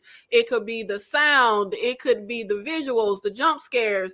Tyra, when you look at horror movie settings, what are some of the scariest horror locations? For me, Freddy's Boiler Room. Every time Nancy burns her arm in that boiler room, it just does something to the back of my neck. I'm going to go with Freddy's Boiler Room. I'm going to steal from Kay and say Camp Crystal Lake. It's very, very, very ominous. The house in the Changeling, when that ball like rolls down the stairs in the Changeling, yeah, that's always a moment. The whole Leviathan, the Hell and Hellraiser, yeah, that does it for me. And then I'll say just Texas Chainsaw Massacre because it just looks gross. It looks so unclean. The germaphobe in me just doesn't want to be in that home. So, hey, though. Oh, the cube is pretty scary to me because you just don't know, like, how the hell are you supposed to get out? And then something that can kill you. Those are scary locations for me. And shout out to Dane C. The Jinn movie is still Wishmaster. Put some respect on Wishmaster, okay? Love that movie. Epic horror movie opening.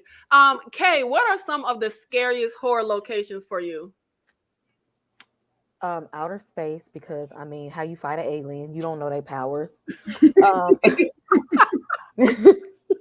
I mean, how you don't know what your opponent can do. Anything that takes place in a cemetery is creepy. I have that fear that something is going to reach up and grab my ankles. And sundown towns. Sundown towns. Hey. Yeah. We gonna all find that scary. Ken.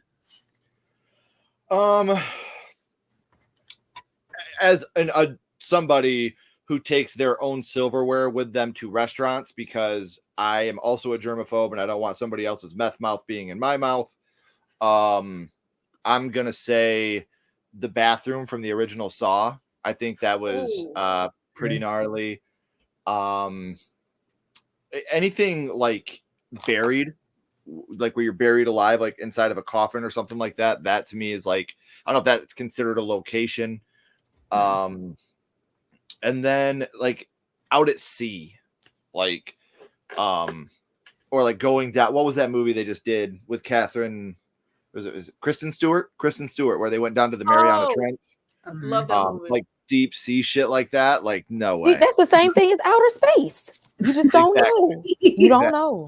I'm gonna let you have your aliens. In space, no one can hear you scream, Kay. So I'm gonna let you have that, and I'll take the bottom of the ocean. We'll go on different spheres. We're gonna mention that non-gated property in Pet Cemetery as an honorable mention, because that scares the hell out of me and my kids. Like, put a fence around their property. That's why I say any cemetery, pet, human, any kind of graveyard, I can't do it. Not the non-gated property time. Yeah, because why? Jesus. And you know what? They could have it would have been so easy to just build a fence. Like, I don't know why they ain't do it. You don't even have to build a fence to go around the whole property. Just, put a fence up in that one area. And now we are going to get into our horror verses, but we're going to do it a little different today. And we're going to segue into a verses of horror locations. We have the desert from my mind going blank. What is this remake?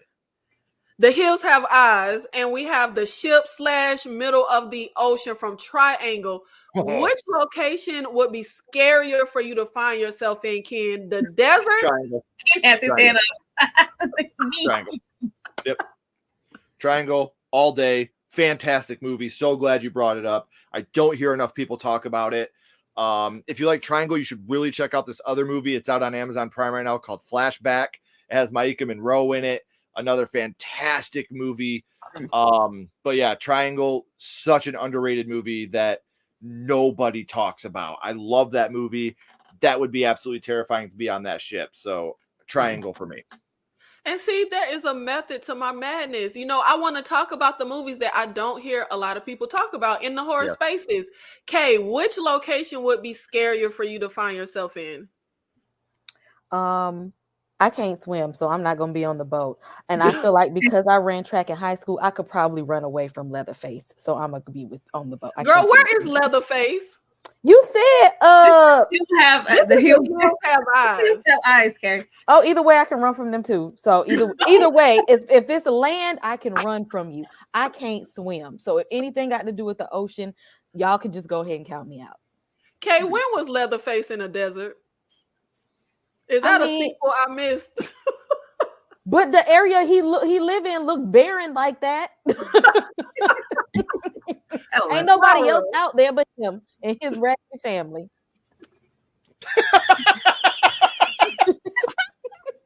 Now, why you got to talk about a man's family? That should have been the tagline. Ain't no one out here but him and his ratchet family. Texas Chainsaw Massacre. Tyra. Definitely the Triangle. Very scary scenario. Really, really good movie. That's the last place I would ever want to end up in a horror film in any location. I'm gonna go with Triangle for all those reasons and everything that Ken had to say about it. Okay, Kay, we know how much you love water. Which location would be scarier? The whites only beach from Jaws, or the little cave the cave in the movie Cave? You want to be on the beach or you want to be in the cave? What's scarier? I'm gonna have to go with the beach because I'm not going in. I will go to the beach, but you ain't never gonna find me in a cave. If you ever hear my name associated with a cave, it's a doppelganger. That's not me. It's Invasion of the Body Snatchers. If we see exactly, that's not one of the places that I'm gonna go ever. Ken, are you gonna be the beach or the cave? Well, obviously, I'd be welcomed at the whites only beach, so I'm gonna go with the cave. You would. The whites only beach, I'll be fine there. I fit right in. But the cave, I'll be terrified. I'm sorry, I lost my shit when you said that, because that picture is so fucking funny. Even after you said that, makes it even funnier. So I'm gonna choose the cave either way. Yeah, it's no thanks. At least on the whites only beach, I can blend in and throw other people out there. Cave is multicolored. I don't blend in so well down there. Was I the only person that saw the cave? No, we seen it. Okay. Tyra. Definitely the cave. The cave is scarier because it's secluded. Like, I can run away from it. First of all, I wouldn't even be invited on. I couldn't get past the whites only sign on the whites only beach. So I'm definitely gonna go with the cave, because at least I could have got in there, but I don't want to because it's scary and it's secluded and it's harder to get out of a cave than to run off of a whites only beach. Oh my God. Okay, we have somebody in the chat earlier said their scariest location would be a hospital. This is a hospital specifically from the movie The Void. And then we have the deep ocean, and I forget. Oh, I think this is from Spear. Kay, we know you love water. Yeah, no, I'm gonna leave whatever is in the ocean down there. They ain't got to worry about me ever going down there to see what's there. I don't care at all. I'm gonna let them creatures be and live their life. So I would rather be at the hospital. Again, I can run. I can't swim. Tyra. Oh, child, you said it's from Spear? That's from the shot is just from certain movies, but the location, a hospital versus deep ocean.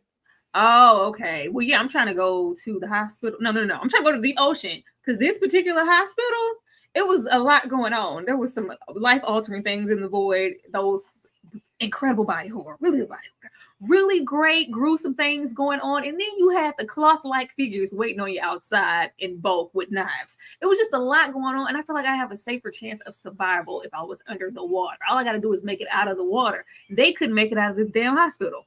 Hide in the closet in the hospital. I'm not going in the ocean. She died. Okay? She did. She's still dying. What's gonna happen if you in the ocean and run out of oxygen?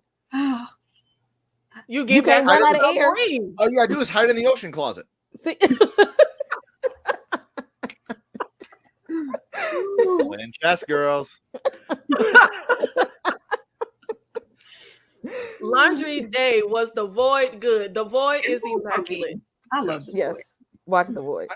See, I'm gonna say bottom of the ocean, because I feel like I could take out those crazy fucks, that cult in Void. I feel like I would do okay against them. Like, I'm not trying to wax my own car or toot my own horn, but I feel like I'd do all right against them. Something under the water, I'm toast. I'm done. Like, Exactly. I'm at that point, so I'll just hide in the closet at the hospital. And then we have a train or a bar. Specifically, we have a shot from Midnight Meat Train and Feast. What is the scarier location, Tyra? The train or the bar? The secluded bar? Oh, child. Midnight Meat Train. That had been going on for centuries. So, nobody's knowledge. The fact that if I'm on this train with you and I make it to the end, I'm supposed to take your place. I don't want those responsibilities. You are tasked to feed these things under there for the rest of your life. This situation over here with Feast, it was isolated one night scenario. And it wasn't like, no, this is a chain of life-altering situations going on forever. I'm going to go with Midnight Meat Train. Ken. Oh, Midnight Meat Train at the bar. If you're going to kill me, I'll just start Stone Cold Steve Austining the whiskey, just so I don't feel it as much. So at least at the bar I can get a little effed up before I die. But Midnight Meat Train, like, that was just gruesome and like you said, if I make it to the end, now it's my job to do this shit. And like, if I have a spider in my house, I want to burn the house down. What am I gonna do if I gotta get another human being? Like, it's I'm done. I'm good. Like, send me to the bar. Let me get wasted and then do what you want. I'm fine. Really good movie. Please watch Midnight Meat Train if you haven't. Fantastic movie. Feast is funny too. Feast is a good time. It's fun. Kay, what's the scarier location to find yourself in? See, I always have to consider where I can run from. I can run out of a bar. I am not the last action hero. I'm not going to jump out of a train. So I'm going to have to go. Yeah, that would be the scariest for me. Not a horror, but shout out to the last action hero with Arnold Schwarzenegger. I still obsessed with that movie when I was a kid. And it's aged well. I still really like it. Ken, what is the scariest location? A hotel or an airplane or airport? We have specifically a shot from Vacancy and Terminal Quarantine 2. Oh, this sucks because a hotel is fucking disgusting. I mean, I don't swim just because like people are like, hey, come swim in my pool. I'm like, hey, just piss on me and then dump chlorine on it. It's the same thing. I think it's disgusting. And then you go to a motel where people have laid in those beds and they haven't cleaned them and it's disgusting. They probably get like herpes simplex 7 or some shit from a motel. So like I'm gonna go with I'll stay on the airplane because then if it crashes I won't feel it, but I'll feel bed bugs and crabs for a long time. So I'm gonna go with the airplane. Just kill me and make it quick. Don't give me body herpes. Your logic is so hilarious because I feel like if I'm on if you're in a horror movie scenario on a plane, like you're dead. At least I can fight for my survival at the hotel. No, Tyra. bed bugs are eternal. Like I'm gonna put mayonnaise on you and shit. Like no, I'm good. As far as us making it out, if you make it and survive through the night and just make it from that location in Vacancy, you can live to fight another day. Terminal, on the other hand, it's a little harder to make it out of that. So as the scarier location is definitely going to be Terminal, but chances of survival, I would go with Vacancy. Okay. I'm going with what I can run from. I can run out of that hotel. I can't run out of the plane. I'm not even going to jump out of the plane because if we jump out the plane, we're going to be in what? Water. Can I swim? That's going to be a no. Enjoy those scabies, Kay. Hope you can outrun the scabies. Oh, gosh. I don't know if I was the only person, but when I was a kid, I used to always say I will never get on a plane without a parachute just in case it crashes. I don't know why I thought that was like brilliant. I used to always wonder why people don't just take a parachute on the plane in case it crashes. Kay, what would be the scarier horror location to find yourself in? The school or the Camp Crystal Lake woods? Maybe not Camp Crystal Lake, but the woods or school. So yeah, I don't do aliens. Y'all already know. Jason is not gonna bother me because see, I'm not messing around with them crazy teenagers. Okay, I'm gonna be in my room. I'm not going out to the lake. I'm not trying to get the hookup with nobody. I'm gonna sit in my room. Jason gonna leave me alone. Where Down at that school with them alien look what do you call them? The leech things, parasites. I'm not doing alien parasites. Oh no. Ken. Oh, the camp. I'll just take a bunch of cocaine to school with me and kill him. But yeah, again, I don't like camps. Like, where am I going to wash myself in that lake? No, that's fucking gross. Like I said, school, we've seen it. Cocaine, monster's dead. So I get to go do cocaine and hang out at school.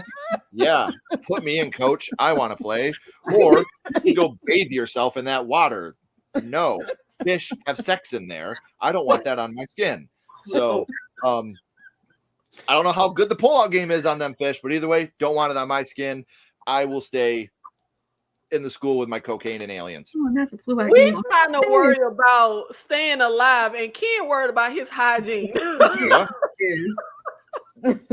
Tyra. I'm definitely staying in. Like, as long as you're not having any premarital sex around Jason, you're safe. Exactly. You're That's what I'm safe. saying. He's not gonna You're bother safe. me. I Yeah, abide by the horror rules. They're not black. This is more, of a whites only camp. If you want to be real about it, I would be fine. So he's gonna be pissed that you're there. Like, He ain't gonna know I'm there. I'm not dipping my toe in his lake. He ain't gonna did know you I'm see there. the Now, the faculty, this invasion of the body snatchers type situation adjacent. you know, you don't know it's them until it's too late. You could be somebody, and I wouldn't even know. So I would take my chances at Camp Crystal Lake. I need y'all to give me a spoiler because y'all know the Friday the 13th is my least favorite franchise. One of the movies I could not finish. That was one of the movies where it was this little black kid. Did he live or did he die? Reggie the Reckless. Yes, he did. Yes, he did. He lived? Reggie lived. Mhm.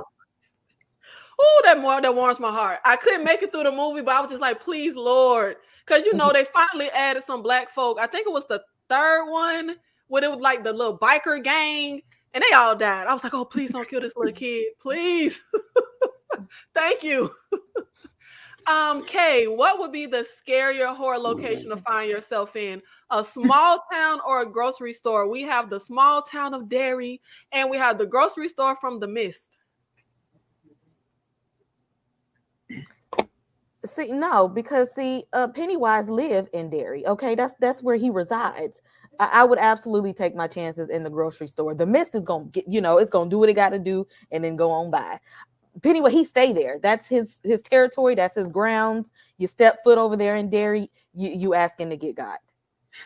It's just a small town. It don't have to be Derry. Tyra. The Mist, child, no. It was a slim chance. Until them troops showed up, it was a slim chance of survival over there with the Mist. And you had that old radical biblical lady running around there, filling people with Jesus quotes and riling up folks. It was too much going on there. So much so that we took our chances outside, went out and popped our son and all the rest of the people in the car. And oh God, it was a terrible ending. If he would have waited 2 seconds. Just wait until you see the sequel, The Moist, because he's all single now, and he's got no kids. His wife is dead. Now he's going to go to a new town. Oh Lord, yeah. Derry is, first of all, as long as you're an adult, you're safe in Derry. Long as you're an adult for how many years before he comes out again? 27 years or something like that. Like, I'm trying to live the full life. I'm okay. I'll take my chances in Derry. I'm good. Paul Draw said both of them no. Just no to both locations. Kay. No, Ken. I mean Ken. Sorry. Both of them got a K. So I could have really been talking to Ken. I'll take Pennywise on every day. I'm just gonna bully him to death. Like, you know what? You see how he looks like a little, like when his little pancake head. I would walk up to him and be like, "What you got on your shirt?" Boop. Stupid ass clown. Now just bully him to death. The Mist, no way. Like those bugs that come in and bite you and then you swell all up, or those spiders that shoot the acid on you. Like, no way. No fucking way. I'm scared of little spiders in my house. One of those things that has a face, like it has a face, and then it shoots you with web acid. No. Pennywise all day. I was disappointed. Shoes are stupid. When we got to the end of it, and it's just like, you're a clown. You're a clown. I'm like, that's all we had to do? You mean to tell me that's all we had to do? Oh, shoot. Let me see. What did I do? There we go. Okay. What is the scarier location? Tyra. Car, mall. We have Dawn of the Dead and we have Joyride. Dawn of the Dead mall. We already in here with the infected, and she carrying that baby. We had lost already. You got the stupid girl there running out to grab dogs. It's a very scary location. We're very much so outnumbered in Dawn of the Dead. So even though I think those zombies were more so on the were they slow still? I think they were fast. No, they were running. They were running. Yeah, they had some speed, and there's a bunch of them. It was a bleak situation. Great location, to be in the mall, but we can't uphold in here for too long with idiots running out to grab dogs and people bringing a infected pregnant wife in having zombie babies. I'm gonna say Dawn of the Dead. Yeah. Ken. I'm gonna stay at the mall. And the reason why is I'm gonna get into a store that has food and water and just lock that shit up and hang out. Grab a nice cold pint and wait for all this to blow over. I'm gonna go that style. Because if I've already pissed off the guy Candy Cane, who also uncredited is the guy that's Buffalo Bill in Sounds of the Lambs. That's the guy that does the voice of Candy Cane. Once you piss him off, it's done. Like they try to apologize, they try to let it go, and he's just like, no, I don't give a shit. Like you hurt my feelings. Now I'm gonna kill you. And I had an unreasonable fear of Joyride. I don't know why. That movie really, really freaked me out the first time I had seen it. So I'm going to stay in the mall, but I'm not going to be with any of those people. I'm going to be like, go away, go do your thing, be heroes. I'm going to sit here and eat some Fritos and like drink some milk. You guys have fun doing your thing. Fritos and milk. As much as I love Joyride, that was the thing that really kind of ruined it for me. When we get to the end and we finally see, I'm like, that voice did not match the person y'all hired. Kay. Zombie infested mall, can't do it. I'll just let Paul Walker protect me. I'm gonna be straight. He could barely protect Lily Sabowski, girl. I'll say, are you really? I'm going to let that joke go. I'm going to let that one go. I would not trust him to drive me anywhere.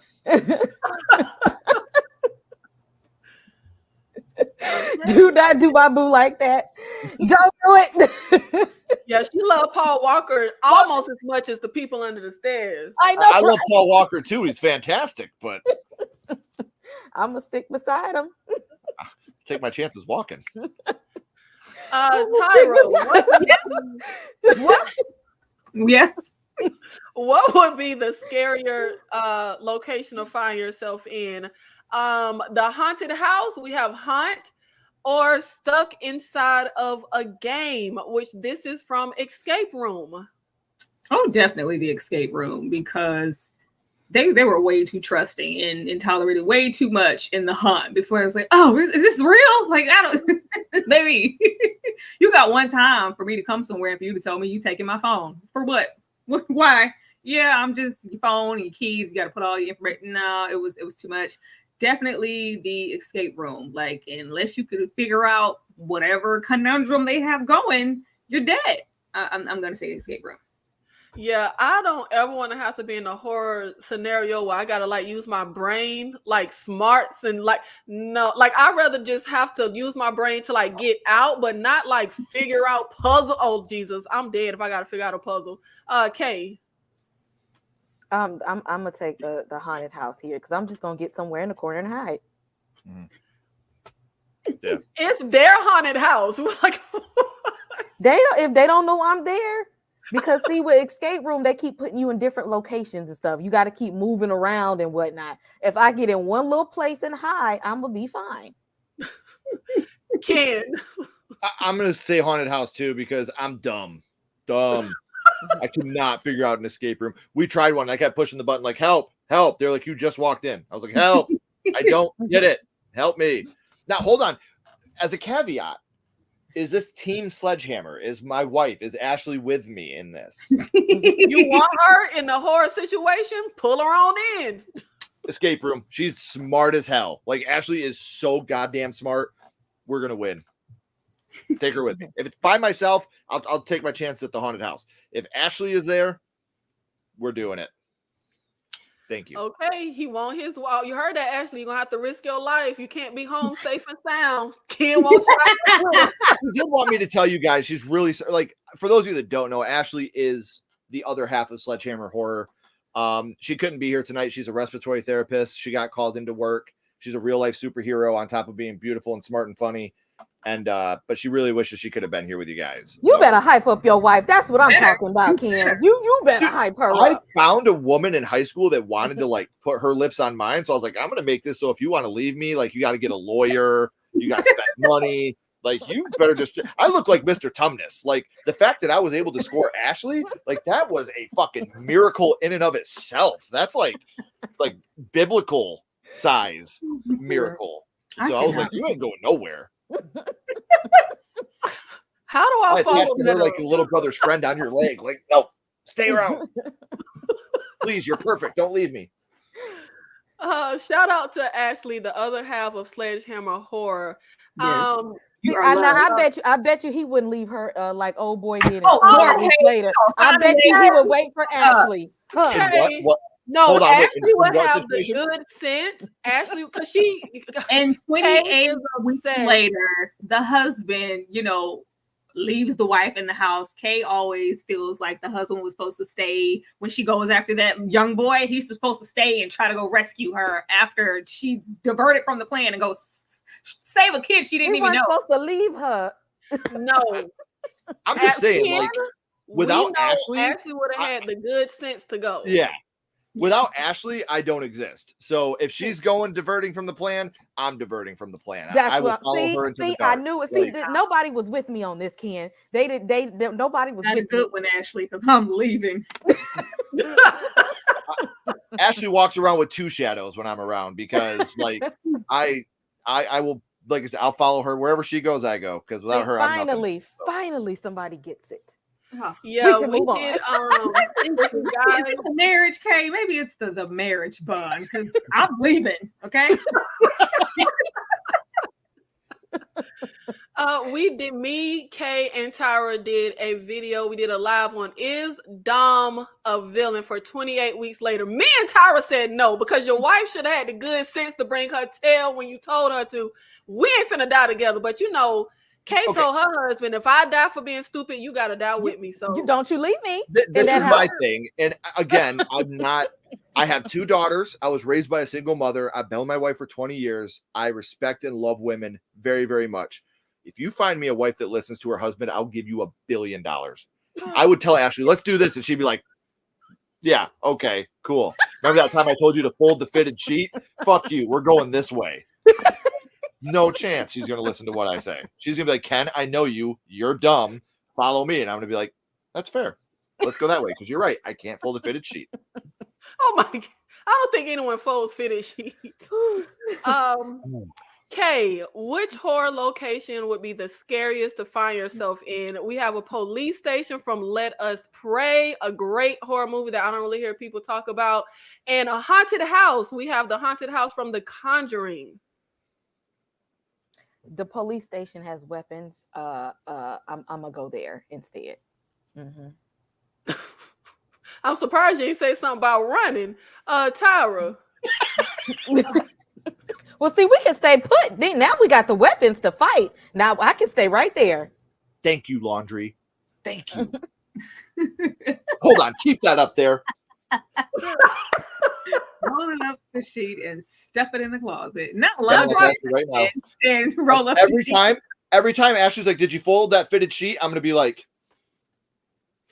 that's why I said, who folds fitted sheets? I've never folded a fitted sheet in my life. Ashley is a goddamn magician. She folds it like this and it's a square. And I'm like, how? What did you do? Like, did you sell your soul to the devil for fitted sheet like powers? As long as you tuck the corners, you can fold a fitted sheet. Oh, for fuck's sake. It's the most unrealistic thing I've heard today. Damn. We lost Ken because of the sheet. I'm gonna go with The Conjuring. I guess, Ken, I guess you don't want any sheets, so you're gonna go at the police station. Yeah. Yeah. Little kid ghost clapping in my face. No, fuck out of here. I'm gonna go to the police station. If you guys haven't, I highly suggest Let Us Pray. It has the guy in it from Game of Thrones. That was our horror versus the scariest horror locations to find yourself in. That was fun. I like that. Yes, it was. Y'all funny. And now we are going to get into some lesser known scary horror movie gems. Some of the gems that you find that are pretty terrifying that you don't hear a lot of people talk about. You know, we always trying to put y'all on to some good horror. Tyra, I know you got us some good horror gems, baby. Come on, give it to us. I mean, I should hope so. I don't think a lot of people have seen Clown. I thought Clown was ridiculously good. If you could take the clown trope and make me interested in it again, I thought Clown was really good. The Autopsy of Jane Doe, I don't know how many people have seen that. I don't hear a lot of people reference that one, but I think that one is awesome. We're gonna go back with a little blaxploitation. Ganja and Hess, the 70s vampire movie. I don't think it gets a whole lot of praise. It's never mentioned like in any vampire conversations. I think that's a dope movie.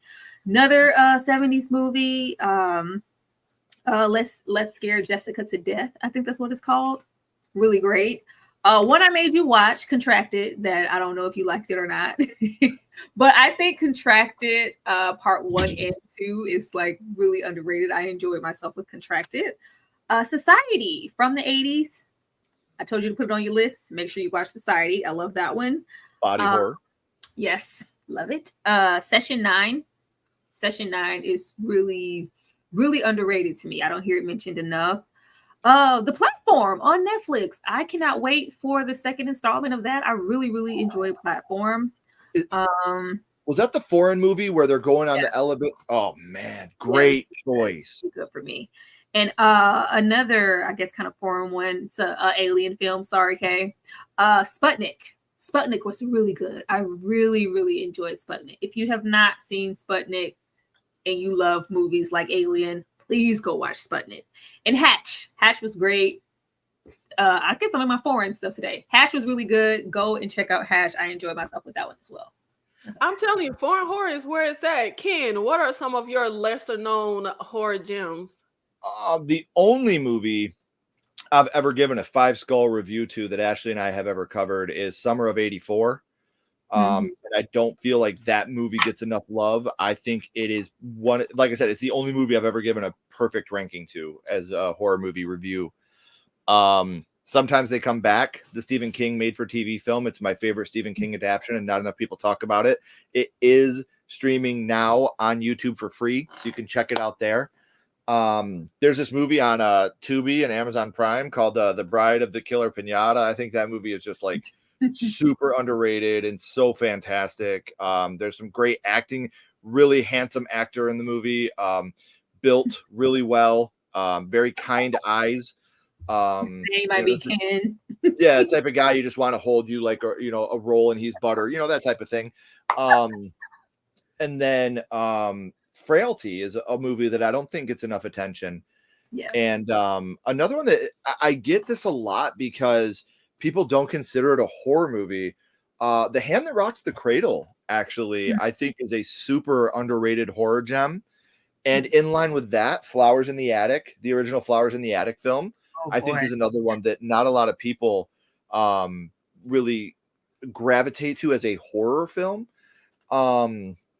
So those are some. Oh, Train to Busan. You like when I tell you I sobbed in that movie. One thing for me as a father that like seriously like hit me in the chest so hard is when he's out on the train and he's having the flashback of his daughter being born. The way that I interpreted that was your life flashes before your eyes before you die, and that's where his life began. Was the day that his daughter was born. So when his life is flashing before his eyes, that's the first part of his life too, because that's when life really started for him. And like, I felt that. I understood that. Nothing before that means a fucking thing to me. And so like Train to Busan, that was one that like that imagery to me was so beautiful and so touching. I think that's, what? One more, because not enough people talk about it. The Slumber Party Massacre remake from 2019. I told you. So good. So good. Slumber Party Massacre. Like one of the only remakes where I'm like, holy shit, they did this completely right. Everything about this. And I'm talking about hard remakes. And they did so good. Sci-fi, though, they usually nail their horror stuff. The Slumber Party Massacre remake was good. I really think that their Leprechaun film, Leprechaun Returns, is the best one in that franchise. The last Leprechaun movie they did. So let's put that on there too. Leprechaun Returns. One of the Leprechaun movies I can actually stand. Paul draws Sweetheart because Black film lead. Yes, when we talked about our Black final girls, which are few and far between in horror, we definitely talked about Sweetheart. I highly recommend it. Thank you, Paul Draws, for shouting that one out. And serendipitously, I just watched the Hand That Rocks the Cradle before we went live. Kay. Really? Oh, yeah, God. I was watching it on Tubi. Classic. When she plants the underwear in his toolbox, like as a kid, because my mom loved that movie. As a kid, I didn't get it. Like I did, obviously I didn't understand the sexualization of, but I knew it was bad, and I was like, hey, he's a Ghostbuster, God damn it. You trust what Ernie Hudson says, okay? Like, you do not talk when Ernie Hudson says he didn't do it, he didn't do it, okay? And yeah, that movie was just it's so good, Laundry Day. Like, it is. As a kid, so that's the one that made me never like if anybody even mentions they have asthma, I'm like, is your pump, where is it? Because I need to know where your asthma pump is just in case something happens. Yes. Have a check at all times.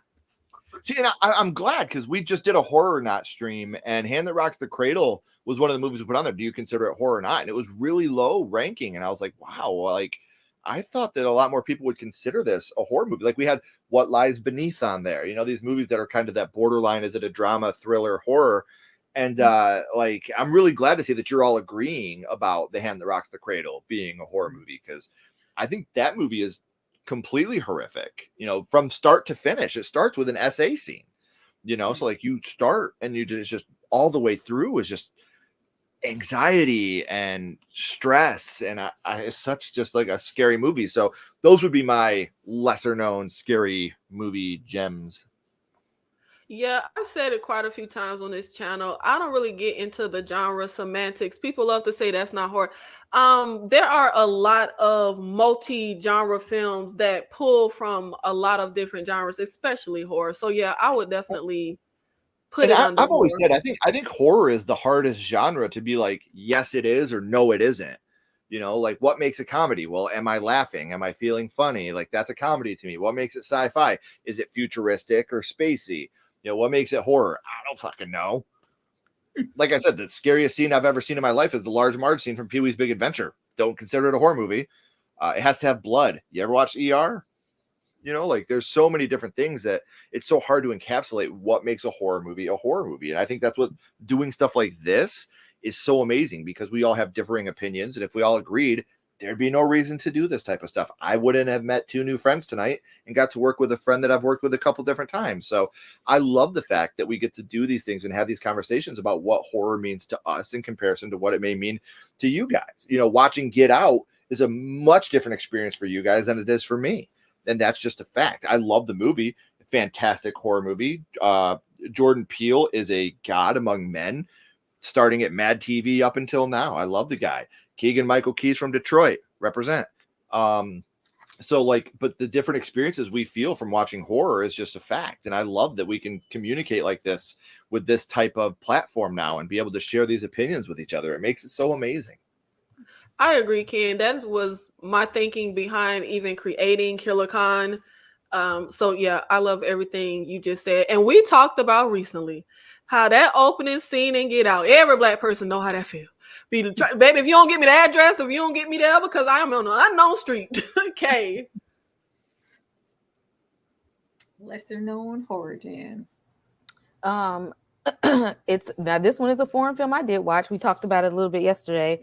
Terrified. That movie is very creepy, and that kitchen scene that is something strange. But Terrified. There's a movie, and this might not be scary to some people, and I may or may not be getting the name right, but it's called Awake, I think, and it's about Hayden Christensen is in it, and it's like this guy has surgery, but the anesthesia didn't work all the way. Terrence Howard is in it. Yeah. Mm-hmm. And so it's like he's pretty much like he can't move, but he's still conscious. Yeah. Yeah, that was very, very disturbing to me. Also, what is it? The Host. That one is on Shudder. That came out during the pandemic. That movie was a bit kind of creepy to me. Host or hosts with an The S? Host. Is it the one where they're all on Zoom? Yes. Mm. That is a good one right there. So yeah, those would be probably my top 3. Like, in addition to the things that you've already said, I would just throw those 3 in there. I hope y'all been taking notes the whole stream. Y'all got some good stuff to add to your watch list, baby. Yeah. Miss Lisa with the $5 super chat. Thank you, Ma. Love the conversation. Horror is my favorite genre. I've never met anyone who loved horror as much as me until this platform, except Nikki. Yes, I have said on my channel before, Me nor my mother have never met anyone that loves horror like us, that's into horror, that's a movie buff. Never, ever. We're the Is only that two. genuinely that's your mom? Yeah. Yes. That's beautiful. That's beautiful. Yeah. That's awesome. Hello, Mom. That's so cool. Yes. And I would also like to say my mother is ahead of her time because she saw John Carpenter's The Thing in theaters when she was 15, 16, and she loved it. And that movie bombed. And then Wow. 30 years later, everyone jumped on the train that my mother was already on. Okay. Oh, Miss, you know, Miss Lisa was like, get out. Get out. If you want to go, you got to go Diagon Alley. You're not coming on the train. Yes, thank you, Mom, for supporting my channel. Thank you for the super chat. And for turning me into a morbid kid that loved horror movies. And speaking of me being a morbid kid that loved horror movies, one conversation that I always find really fascinating is the desensitization to violence conversation. Has being a lifelong horror fan caused you to be desensitized? You know, they tend to link horror and media violence to real life violence. And I've never really personally felt like I agree with the sentiment. I have been watching horror movies since I was a little kid. I've talked on this channel about how I saw the original Evil Dead when I was 3 years old. Like, sat, paid attention, watched the movie. I love gore, and I am very extremely sensitive to real life violence. If anything happens to somebody, they could be a stranger, it affects my whole spirit and mood. I was never that kid running to see a fight in school. If it's movie violence, I'm signing up all day. Tyra, do you think that being a lifelong horror fan has caused you to be desensitized? No. No, I think you can separate the two, because if you start getting into movies, then you got to add on video games and you have to add on music. You know, there's a ton of things that can make you desensitized to reality, but I can very much so separate the two. I can watch some of the most ridiculous stuff in a horror movie, but if this, you know, something happening on Channel 6 News or something, it's going to affect me differently to know that this is a real person. I think the whole thing is really, really silly. Yeah, I'm like, I feel like it's kind of like, I think humans are violent. I don't think media violence has anything to do with the violence in real life, but they tend to, and I hear it a lot, especially as someone who likes the Terrifier movies. Even horror fans will say something's wrong with you if you like the Terrifier movies. And people in general tend to say negative things like that about horror fans. Kay.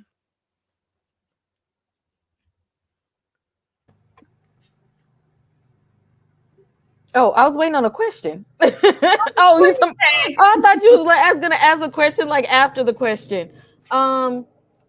Kay, has being a lifelong horror fan caused you to be desensitized?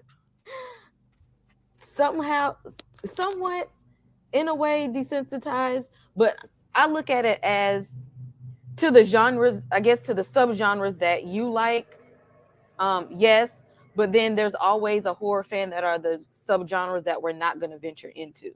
Like, I don't like body horror, so I'm never going to be desensitized to that. It's always going to make my skin crawl. I'm always going to be like, ew, I can't do stuff like that. So yeah, within your subgenres, you're probably going to be very desensitized. But when you venture out into the stuff that you just don't like the people that don't like the demon possession movies, or the people who don't like anything, you know, with SA and stuff, then you're still going to be affected by stuff like that. And what about outside of the movies? Do you think watching horror as a lifelong fan has caused you to be desensitized to violence in real life? Oh, no, I'm scared of everything in real life. That's different. I'm scared of everything that live outside. I don't even like to be out there. I live in the wood, and I don't even like to be out there. I don't go outside after dark here. I don't know what's out there. You know what, Kay? It's so funny you say that, because I'm literally the same way. Like, I can watch I refuse to go to haunted houses in real life. I do not like real life trying to scare me, but I will watch the sickest movie, but don't try to scare me in real life. Like, I can't stand houses are fun. What's wrong with y'all? I went to a haunted house one time in my life, and I did not know them people could touch you. They was touching me, and I said, hell no, I would never go again. Oh I yeah, don't anything like in real it. life. No, I don't like when little kids want to pop out from behind a corner and say, I don't like to. No, do not try to scare me in real life. If we want to find out.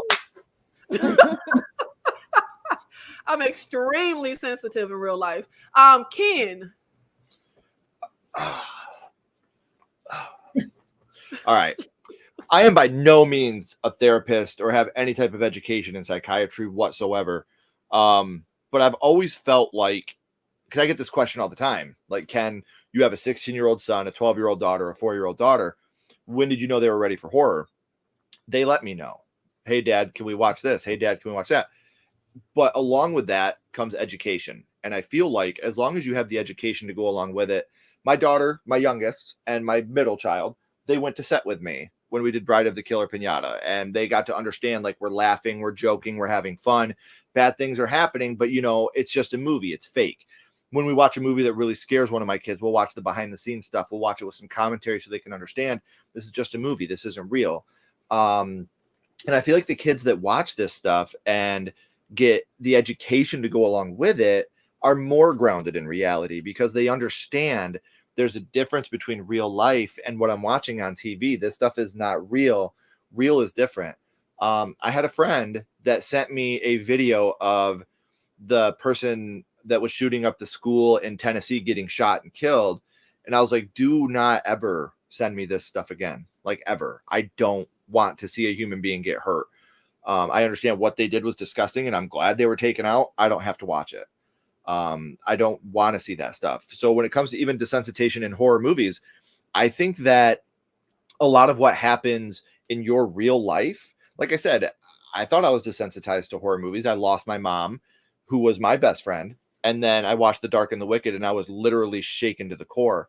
So I think a lot of what is going on in your own life can form less of a desensitization to a movie that you're about to watch. So I don't think desensitization has affected me ever. I'm with you. I don't like watching videos of people breaking their legs skateboarding. Like, it makes me like watching Art the Clown saw a woman in half from Badge Up. I know it's not real. She's fine. She didn't feel that. She's good. She reproduced, I'm sure, like everything was good, but like, I couldn't watch that really happen to a human being. Yeah. You know, like, it would destroy me to know that was happening to somebody. So, I hate the excuse of they did this because they played Mortal Kombat, or they did this because they watched Friday the 13th. That's taking accountability away from a person that had a mental health issue that didn't get help.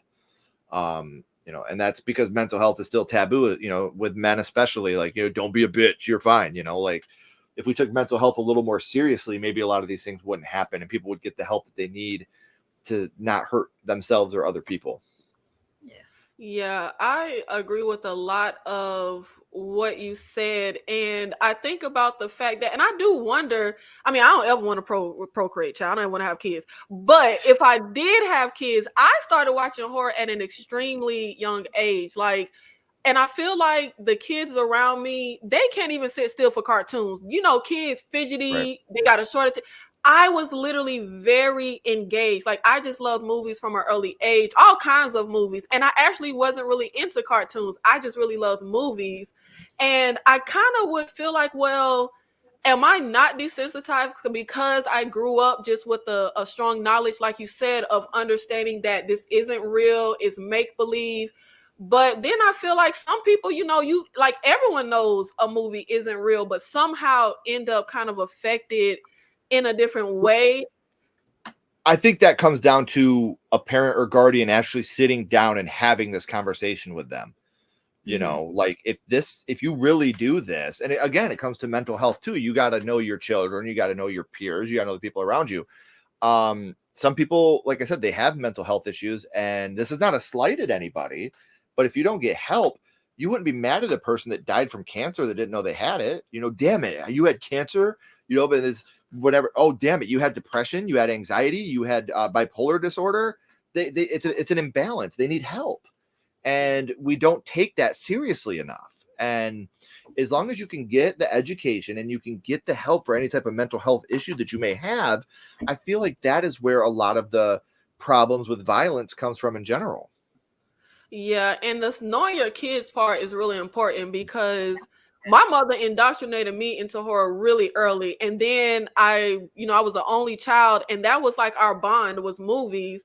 And then when I was a teenager, my little sister came along. It was no horror for my little sister. Like she is so scared. Oh my Lord. Goosebumps would have given her nightmares and had her up all night. So I do think it is knowing your child, what you Yeah. introduce them to. But see, I can't play that game because I'm not about to watch Cinderella. My child gonna have to watch horror.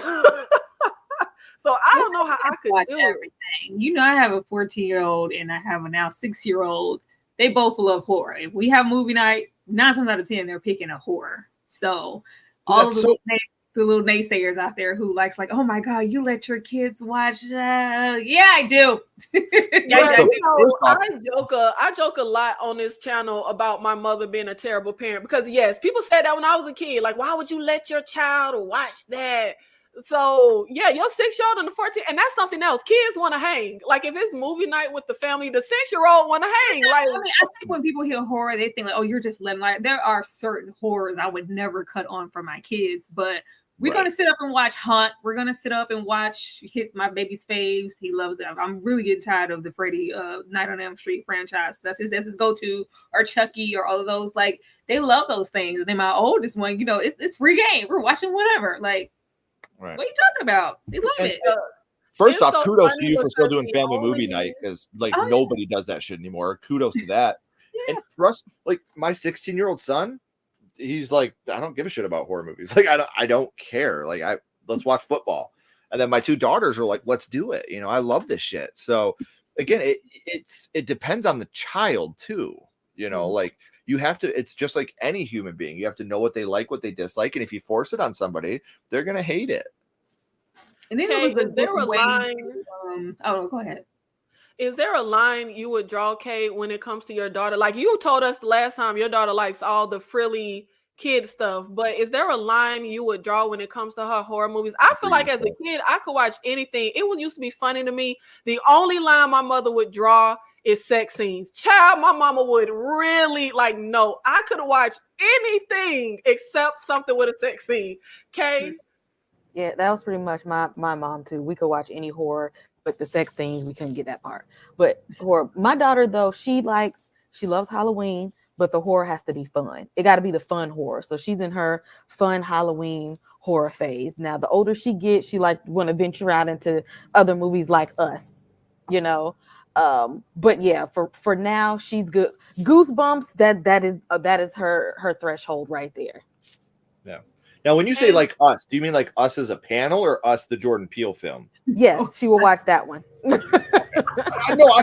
just didn't know what you meant. Like, I wasn't trying to be a dick. I promise. Like, I didn't know for sure what you meant in that situation. Shout out to the Equalizer, King Nikki. Your mom did a good job with you. We ain't finna give her too much credit, okay? We Miss Lisa.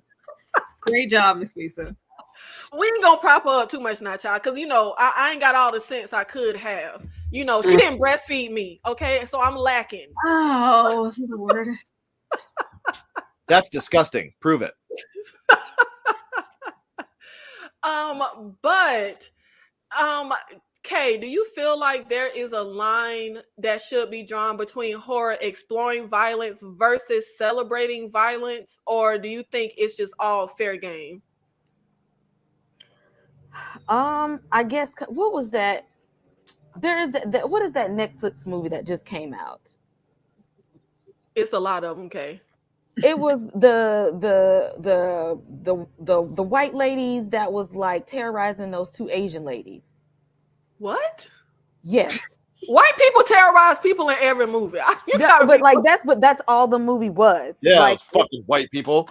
I cannot think of it. If y'all in the comment section know what the movie is called, but I think it came out like this year or last year.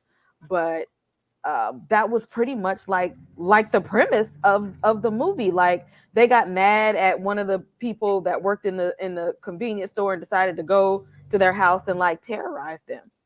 And they killed. Is it Soft and Quiet? That's the one. Okay, yeah. that is extremely racist movie. Yeah, I know you're talking about. right, but it was kind of like marketed as like a suspense type thriller. Like, no, that movie is just like extremely like that's like torture, racist torture porn right there.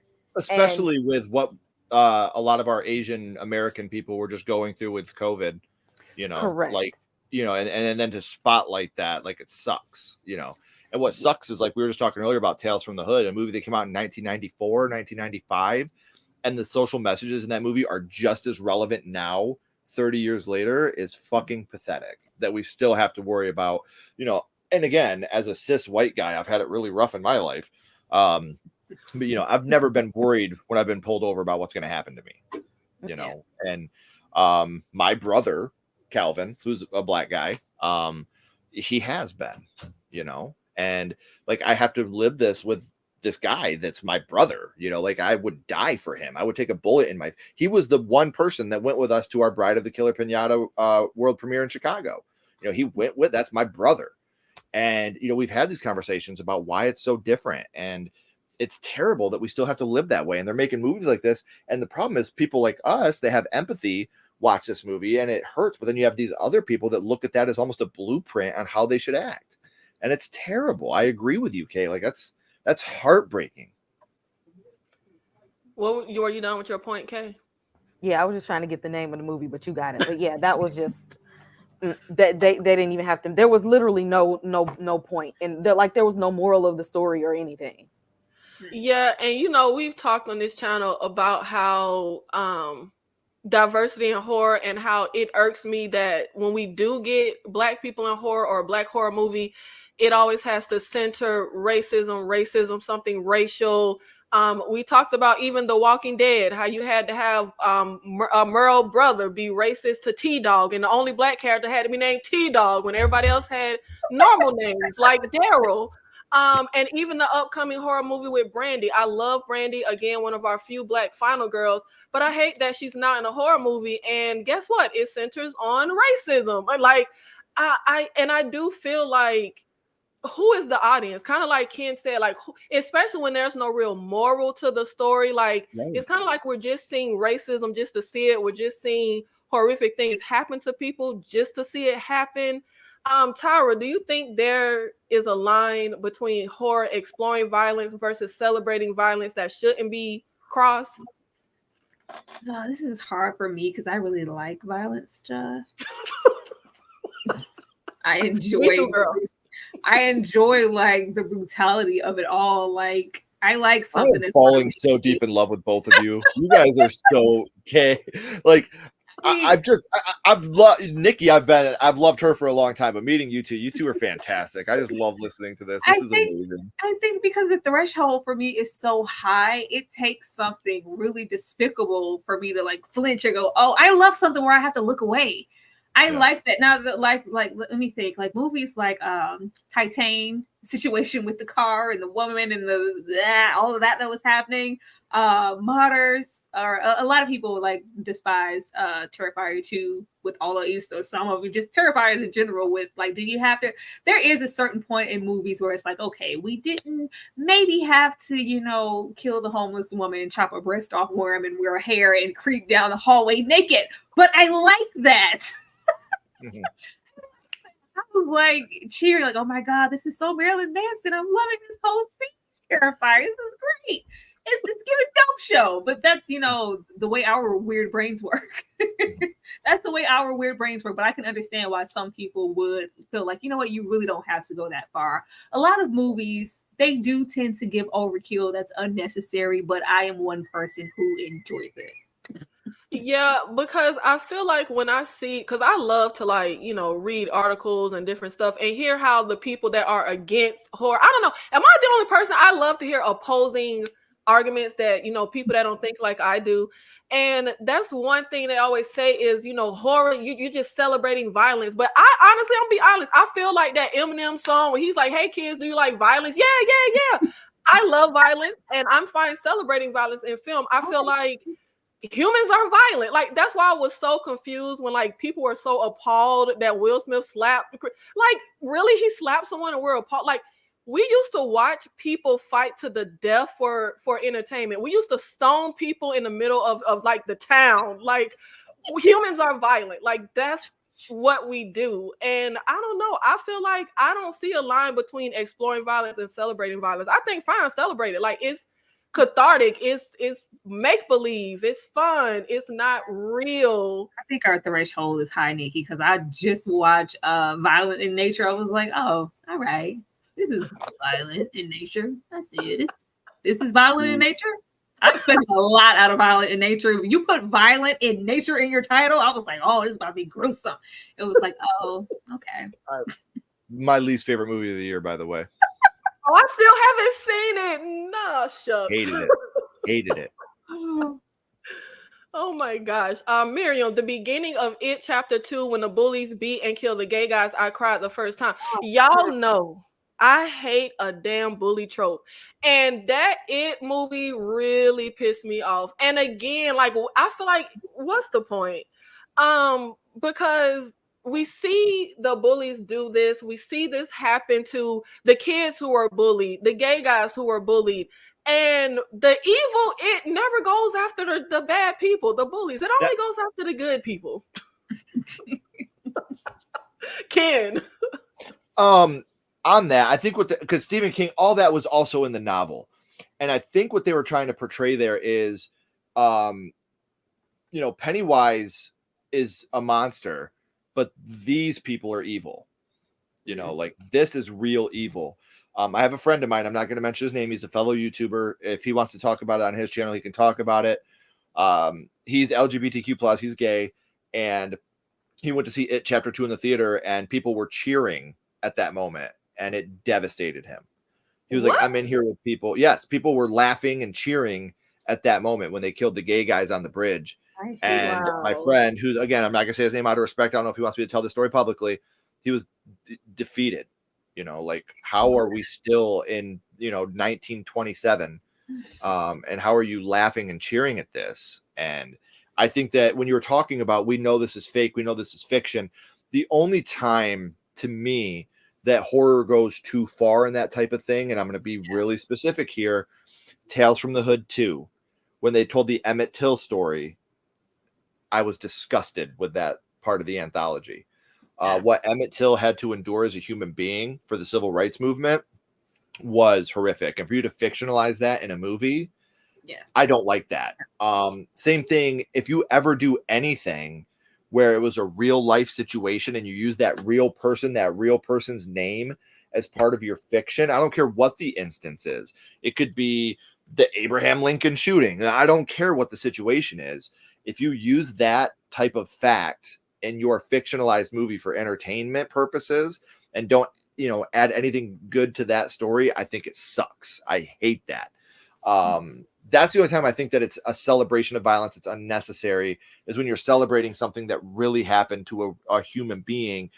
Like, we had a kid in our neighborhood 2 or 3 Halloweens ago, and they dressed their kid up like Jeffrey Dahmer from that series. And I was like, whoa, that's a real human being murderer. Like, that to me that's off limits to me. Like, that guy, could you imagine, like, if that happened in, like Chicago, and they went and knocked on the door of one of the victims' relatives, hi, I'm Jeffrey Dahmer, the guy that killed your niece. Can I have Snickers?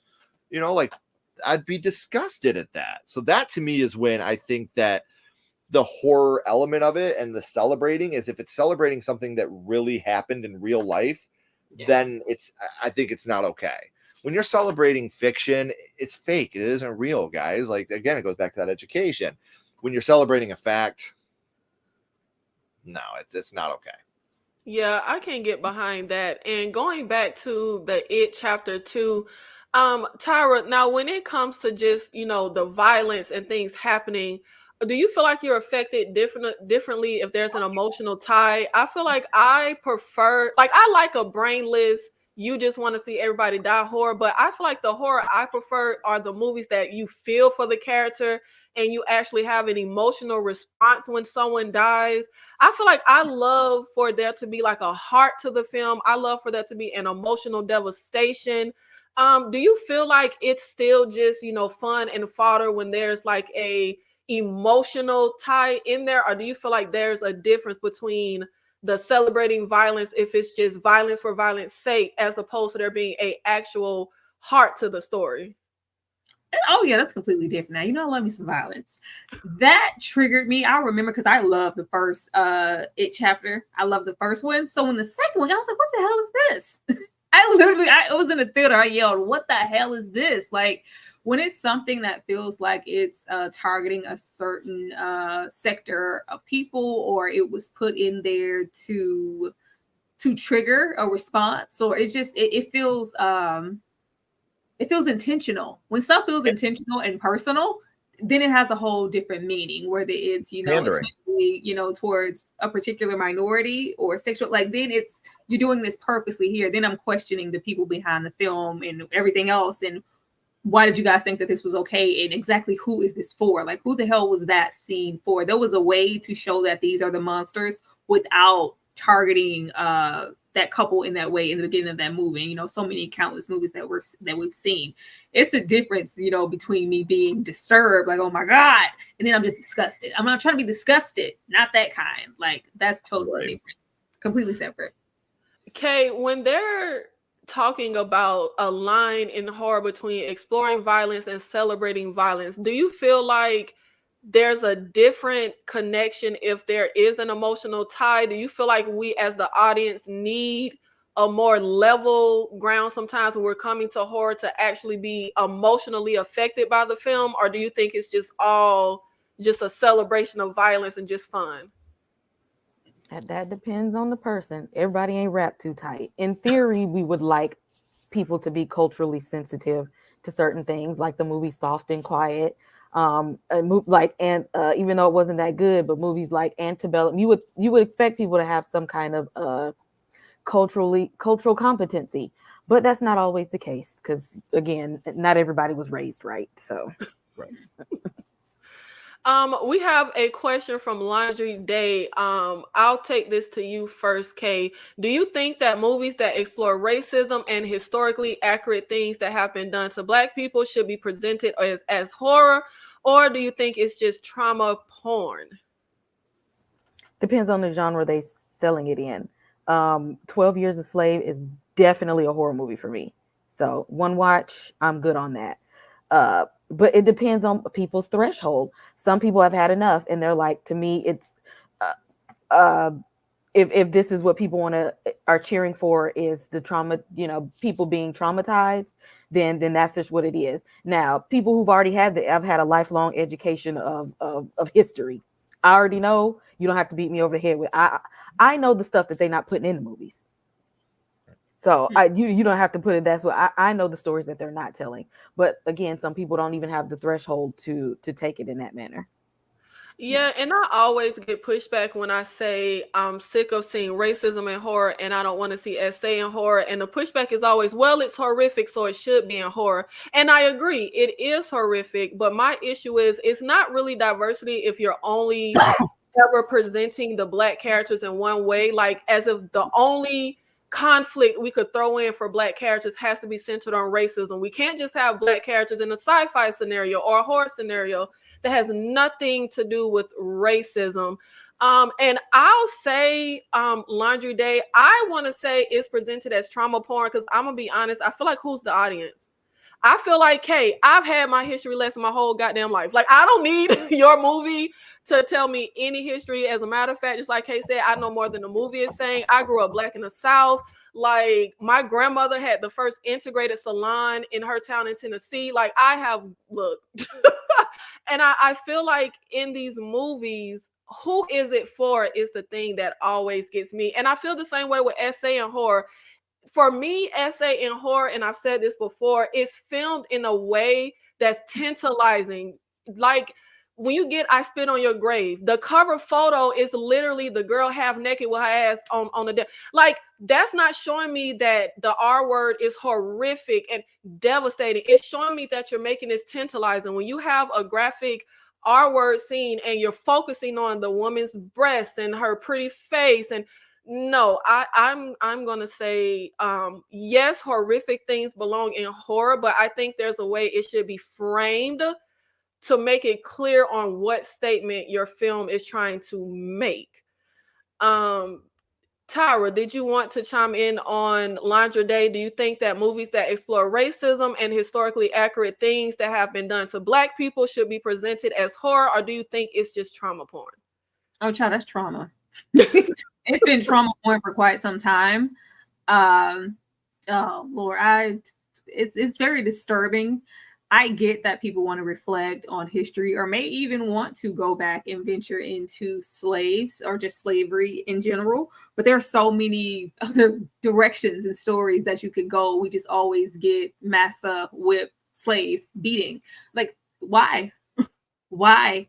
Why? Nobody wants to, guys, like, why? It's just, even with, I think that was, I don't know if that was last year or the year before with Will Smith, and he did Emancipation, and he self-proclaimed this is not a slave movie. Like, this is totally different. This is going to be about, the photo of the gentleman with the whips across his back and really getting into his journey individually. Then you watch it, I'm like, this is a slave movie. This is a slave movie. I really don't care to see any of that anymore. If you do want to go into that particular genre, it seems like you have to make it as gruesome as possible to get your movie funded. And then it's like the Oscar bait thing. Like, all those movies, they always get rewarded at the Academy. And, there are some great performances delivered. Like, the acting in 12 Years a Slave is great.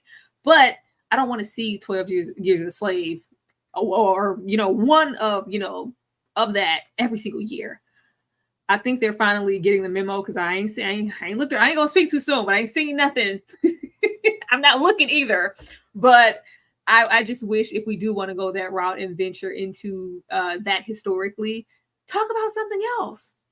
Talk about something else. There's so many different roads to travel with that era than just the beating part or the captivity part. Like, let's go somewhere else. Yeah, and I don't think they're getting the memo, at least not horror, because our upcoming Black horror movies and the ones we've gotten in recent years, whether it's The Angry Black Girl and Her Monster, whether it's The Legend of Johnny Jones, they all deal with Black people in the hood. And I love the idea of The Angry Black Girl and Her Monster, where you have this brilliant Black girl who's this scientist, and she has her Frankenstein story. But why we gotta be in the hood? Like, why the brother gotta get killed by the police? Like, and in the upcoming horror, The Legend of Johnny Jones, again, he's in the hood and he goes through a life of suffering and poverty, and so he turns into a serial killer. The upcoming one I talked about with Brandy, well, we have the racist mother-in-law, and like, I'm just like, baby, can we see Black people in another light? Dice rolling, there is a difference between bringing awareness and exploitation. And I think that's the problem. It feels like exploiting a history of trauma just for, I don't know, the viewership.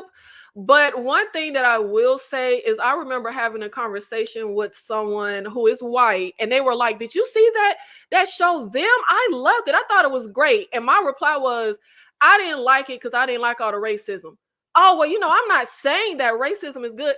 It is perfectly fine to like what you like. Like, if you like Them, I'm not saying there's something wrong with liking these movies. I mean, I might think it's something wrong with some of the stuff, but overall, I think, as I always say, there is an audience for everything. But Ken, how do you feel when we get into the topics of exploring violence, celebrating violence, exploitation, trauma? As a white viewer, does these things affect you? Do you notice them? Do you feel like, hey, there are a lot of stereotypes in horror in general with Black people? Why is there so much slavery, racism in the movies? Or do you just say, hey, it's just a good movie? I mean, yes, obviously. And like I said, I always tell people, like, if you want to learn more about that, please listen to people of color that do podcasts and YouTube channels, because they're going to be able to give you a much deeper dive into Candyman or Get Out than I am. I'll give you my honest review of the movie, but obviously, as a human being with empathy, I don't like seeing that stuff. It breaks my heart, because again, that to me is real life. that to me is somebody's going through that right now while I'm being entertained watching this, and that to me is where it sucks, like I was heartbroken at the end of Nia DaCosta's Candyman when the cop puts her in the back seat and he's like, you're going to say that he charged me, because I know that people have been bullied and intimidated by the police into doing such a thing. And as a white guy, what do I say to make it better? Either I'm pandering or I'm lying, so it's, yeah, sweet girl. And it's interesting that you bring up Candyman, the remake, because I got to clear something up. You know how you watch something and they be like the views expressed. Okay, look, I was saying in a previous KillerCon, we were talking about Black horror directors and writers and the hate that Nia Costa got when I forgot what film she was attached to, and people were like, "Oh, we're not going to watch it now." And I was praising Candyman. I don't think that Candyman remake is very good. I hate again that we had to go racial and we had to have the cops, and I was praising her as a director when it came to the Candyman film, but that story, I went down with the story because y'all know I don't like nothing. The thing for me though, like, because the thing that pissed me off, because, and again, anybody that watches Sledgehammer horror knows this isn't lip service. I'm being completely genuine. I fucking hate the term woke horror. I hate it. I can't stand it. And I actually had somebody comment saying, the new Candyman movie was woke, and I was like, have you seen the original? Like, did you watch it? Like, it's the exact same type of story. There's literally a line that Helen says in the first movie that's like, black people die at Cabrini Green every day and nothing happens, but a white woman gets attacked and the police are here within 10 minutes. Those same things, those same topics are being explored in the original Candyman, and that to me is what is 30 years later we're still having to do it. That's what sucks. We should be, as a society, to the point where we watch those almost like a historical documentary because it's so out of touch now. But we can't, because people try to make something smart now. And, oh, that's woke. Even me. I did like Nia DaCosta's Candyman. I thought the movie was fine. I didn't think it was a great horror movie. I thought the cinematography of it was great. Yes. I thought the acting was phenomenal. I thought that they did a really good job paying homage to Clive Barker. Like, there's a lot of things they did that I thought were great. But then again, it's oh, you're pandering. You hate your race. It's a fucking movie. Like, what are you talking about? Look at it, as a white guy that tries to be honest, it's hard. Because if I say that I agree with this, then I'm pandering. If I say I disagree with it, then I'm racist. Like, it's like I'm really and I'm not, again, please don't take this as me saying poor me. That's not what I'm saying. I'm saying we put too much emphasis on, if you like a movie, you're racist. Like that to me, I did not like I Saw the TV Glow. I said that's probably the best made movie that I did not like. The movie's a wonderful movie, and I'm transphobic for it. I'm like, what? No, some of my best friends are trans. Dice is here in the chat. They are one of my best friends. Like, it's just, it's a fictional work of art, guys, and it's going to land with some people and it's not with others. So that's the hill I'll die on. Like, me as a person, who I love, who I don't love, and it has nothing to do with creed or sex or race. Yeah, that's why I was trying to explain to the girl who told me she liked them. Like, no, babe, like you're not necessarily a certain thing because you like or don't like a movie. It's a movie and you're not going to like it or you are going to like it. It varies and it's really not that deep. Now, y'all know me and Tyra love some violence. Chop them up, rip them apart, blood and guts. But Tyra, is there a type of violence in horror that crosses the line for you? We know it don't exist, but humor us. I'm trying to make a line. Because horror for me is fantasy, it's escapism. Like, I don't go there for, like, I go to horror to have fun.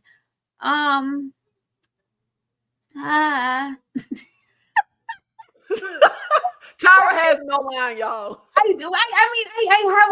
have a line, but it's like, it's okay to watch something and go, you know what? I really didn't like when they did that one thing there, and I'm not going to watch it again. But I feel like horror is the genre where you have the advantage to cross those lines.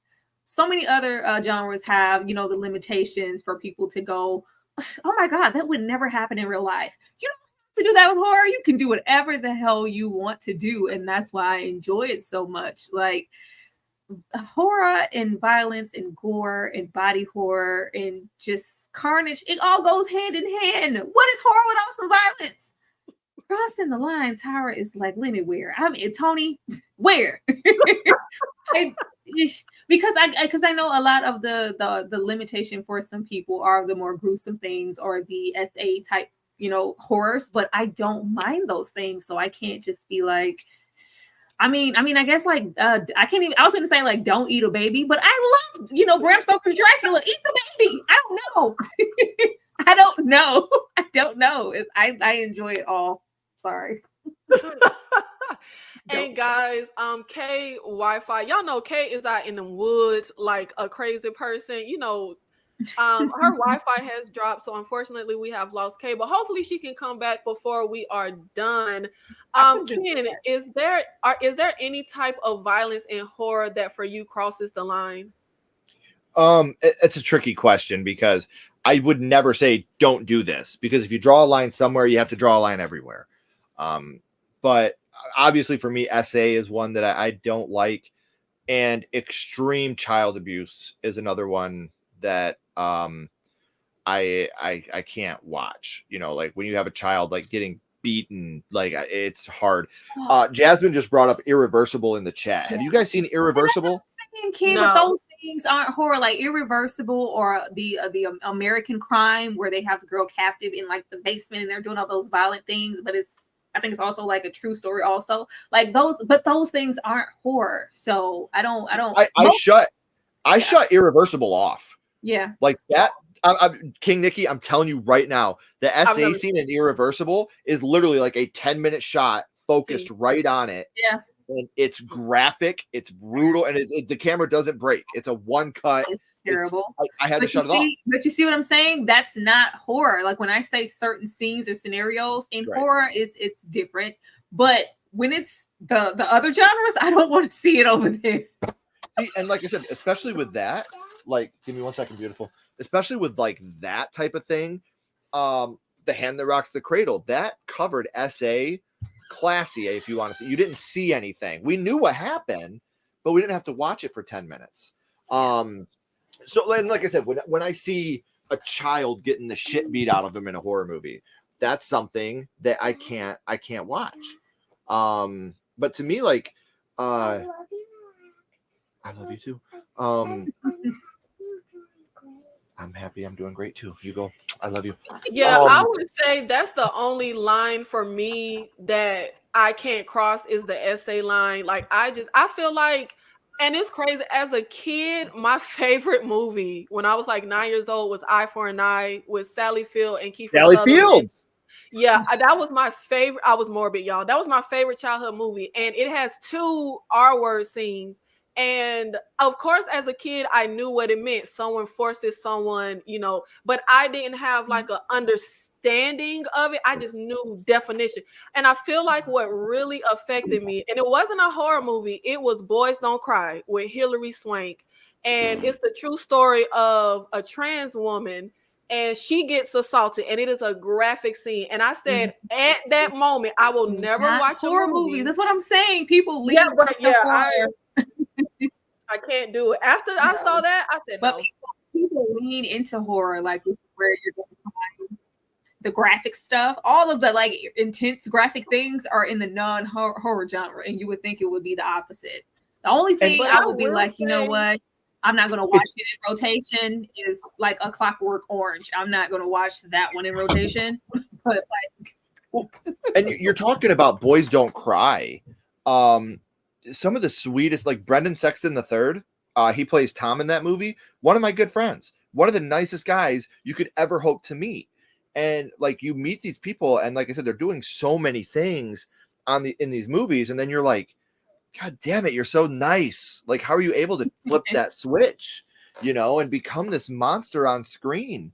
You get to it's that to me is what's so impressive, is the fact that they're able to do this. And anything like that, like you said, like I, as a kid, also loved Eye for an Eye. I loved at the end when Sally got Kiefer. I was like, that was great. But then as I got older and my brain, as a kid, you can put together death. You've experienced death. Unfortunately, some kids I can't say this about, but you haven't experienced anything with a sexual nature. Hopefully you never did as a child, please God. So you can't put together what an SA scene is because you don't understand that there's a pleasure and a pain that comes from that. So it sucks, man. Like having to grow up and realize how disgusting the world is. And Miriam, yes, I am so sorry. I did not mean to misgender the character. It was a trans man. I have not seen that movie since I was like 21. And I was thinking Hilary Swank was born a man and was a woman, but I had it wrong. The Hilary Swank character was born a woman and was a trans man. He was living as a man. So yes, I messed that up. And that whole scene was so heavy. Like, yeah. But I feel like I like pushing the limits when I watch horror. I like for my nerves to be tore up. I like to be on the edge. One thing I think about is I don't like, and it depends on how the violence is framed. It depends on the type of horror movie it is. Like I said, you have stuff like Wolf Creek that feels a little more demented. And then you have stuff like, Victor Crowley, that the violence feels a little more fun. Or as people say about Quentin Tarantino, who isn't horror, but people say he frames violence in like a fun way. But when I see something like Speak No Evil, where violence is done to a child, I hated that. But at the same time, I love that, if that makes sense. Like, I like to be kind of to the limit. I like to be affected if I'm watching something. So I do feel like, as much as I'm like, maybe we shouldn't cross the line, I'm like, yeah, cross the line. Like, tear my nerves up, get me to the brink. Like, I thought about Speak No Evil for weeks after watching that movie. If I'm coming to horror, I want to be disturbed. Speak No Evil, I thought about that movie for weeks after I watched it. I couldn't stop. Fun? Isn't that the fun part? Yeah. I mean, I was pissed, but yeah. Like, damn, dude. Like, he got out to take a piss and you sat there. Like, what are you doing, man? Kai Stories, that was another childhood favorite movie of mine. The Accused, another one with the hard R scenes. I used to like that movie. Going into depths.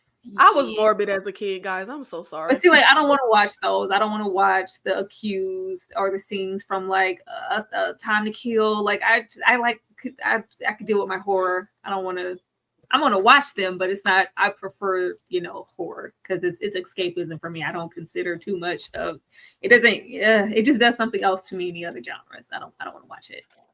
Okay, well, we found a line for Tyra, and it's when you get out the horror genre. That's when the line.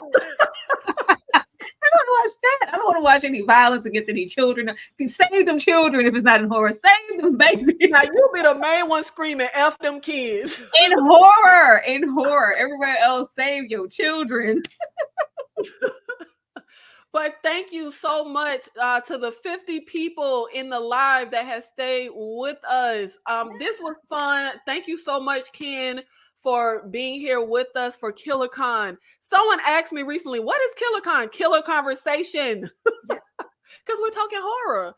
But I am going to give each panelist the floor so you can tell the people where they can find you, what you have coming up. And I am going to start with Ken. Why don't you tell the people where they can find you? You can find us on YouTube at SledgeHammer Horror. This next Sunday, a week from tomorrow, we will be doing a panel at Fan Expo in Chicago. So come out and see us. In September, we'll be at Horror Hound in Cincinnati all weekend. Come and see us. And then in October, we will be at Scarefest in Kentucky. So come out and see us. Monday, we have our the big thing we do at Sledgehammer Horror, for those of you that don't know, we do a podcast called My First Horror Movie, where we bring guests on to talk about the first horror movie they watched and what it meant to them. Monday is our episode with Horror Chronicles, Sydney. We also do In Defense Of. You might have seen King Nicky on that, defending Winnie the Pooh, Blood and Honey. So, like I said, find us on social media and YouTube at SledgeHammer Horror. Oh boy. Thank you so much, Ken. And I will die on that hill. I like blood and honey. I know. Tyra, tell the people where they can find you at and what you have coming up. Leave it up to you to go somewhere and defend Winnie the Pooh's Blood and Honey. Hello, everybody. It's Tyra here from Struggle Reviews TV. Please get over there and support myself and my team at this point. We are dropping content dang near every day with these lives. Of course, Saturdays are for KillerCon and Sundays are for Lady in the Lake, which is currently on Apple TV on episode 5. Really great show. Go and check that out if you haven't, and support us and join in on the live tomorrow. Let's see, Monday, we will be doing some nostalgia and we'll be discussing Tyler Perry's Why Did I Get Married? Which is going to be hilarious if I have anything to say about it. And of course, on Tuesdays, we discuss vampires. We will be discussing season 1, episode 4 of Interview with the Vampires. So be sure to be alert and on point for all of those things. And also, last night, we did an After Dark Sexy Man of Hollywood live, which is always ridiculous. So go run that up and watch that as well. But you guys stay on deck, keep the notifications on. Please keep liking, sharing, and subscribing. I am halfway to 27K, I think. And I would really love to get to 30K before this year is out. So support me in that journey, please. Thank you. Tyra loves the tatas. Get her to 30K. Please. Anyone here from Sledgehammer Horror, please make sure you're subscribing to them. If you haven't subscribed to Sledgehammer Horror, please do. It really does help build all the channels and pushes us into this tricky little algorithm that we all try to capitalize on. Yes, and y'all know I'm a big girl now, and for the first time in my life, I'm on a schedule, y'all. Okay, I have new content every Tuesday. We have our watch along Thursdays. We did It 2017 watch along. We did the It Chapter 2 watch along for members only. We had such a good time. And of course, KillerCon on Saturdays, Lady in the Lake on Sundays. And please make sure, if you did not catch it live, catch my summer horror movies tier list ranking. Me and Kay went live yesterday talking about the ultimate summer horror movie list. If you need summer horror recommendations, whether it's just a nice summer night and you need something real disturbing, or you want a more fun summer watch, we got you. Please make sure you check that out. And thank you so much for supporting KillerCon. Please like, share, support everyone on their channels. We're really trying to make KillerCon a thing, okay? Y'all know I be having to beg people, can you come on my little show? But you know, if we could get it to a certain level, they're going to be coming to say, hey, Nikki, can I come on your show? So thank you so much for supporting. And we love talking horror. We love seeing Black people in horror, Black people talking horror, because you know I get the crazy comments of, do Black people even like horror? Does horror even scare Black people? Yeah, we get scared. So I love to see it. Thank you, guys. Yes, we get those comments. Yes. Yeah. So stupid. Yes, but thank you guys so much. I really appreciate it. And as also for my subscribers, please make sure you let me know the people and guests I have that you really like and you want to see come back. I had someone asking me about Mark. I don't know who y'all like and want me to bring back unless you tell me. So please comment, let me know how you feel. Y'all, how y'all like my new outro for KillerCon? Because y'all know I got hit with the copyright with my last outro, and that music was hitting. It was setting my mood, but I had to come with a little intro. Okay, so let me know how you think about the intro, and we will see you next Saturday for more horror. Ken, Tyra, if you can stay backstage. Everyone else, we will see you the next time. If it's violence, me and Tyra gonna be there. If it's nudity, Tyra gonna be there. We'll see you in the next one. Thank you.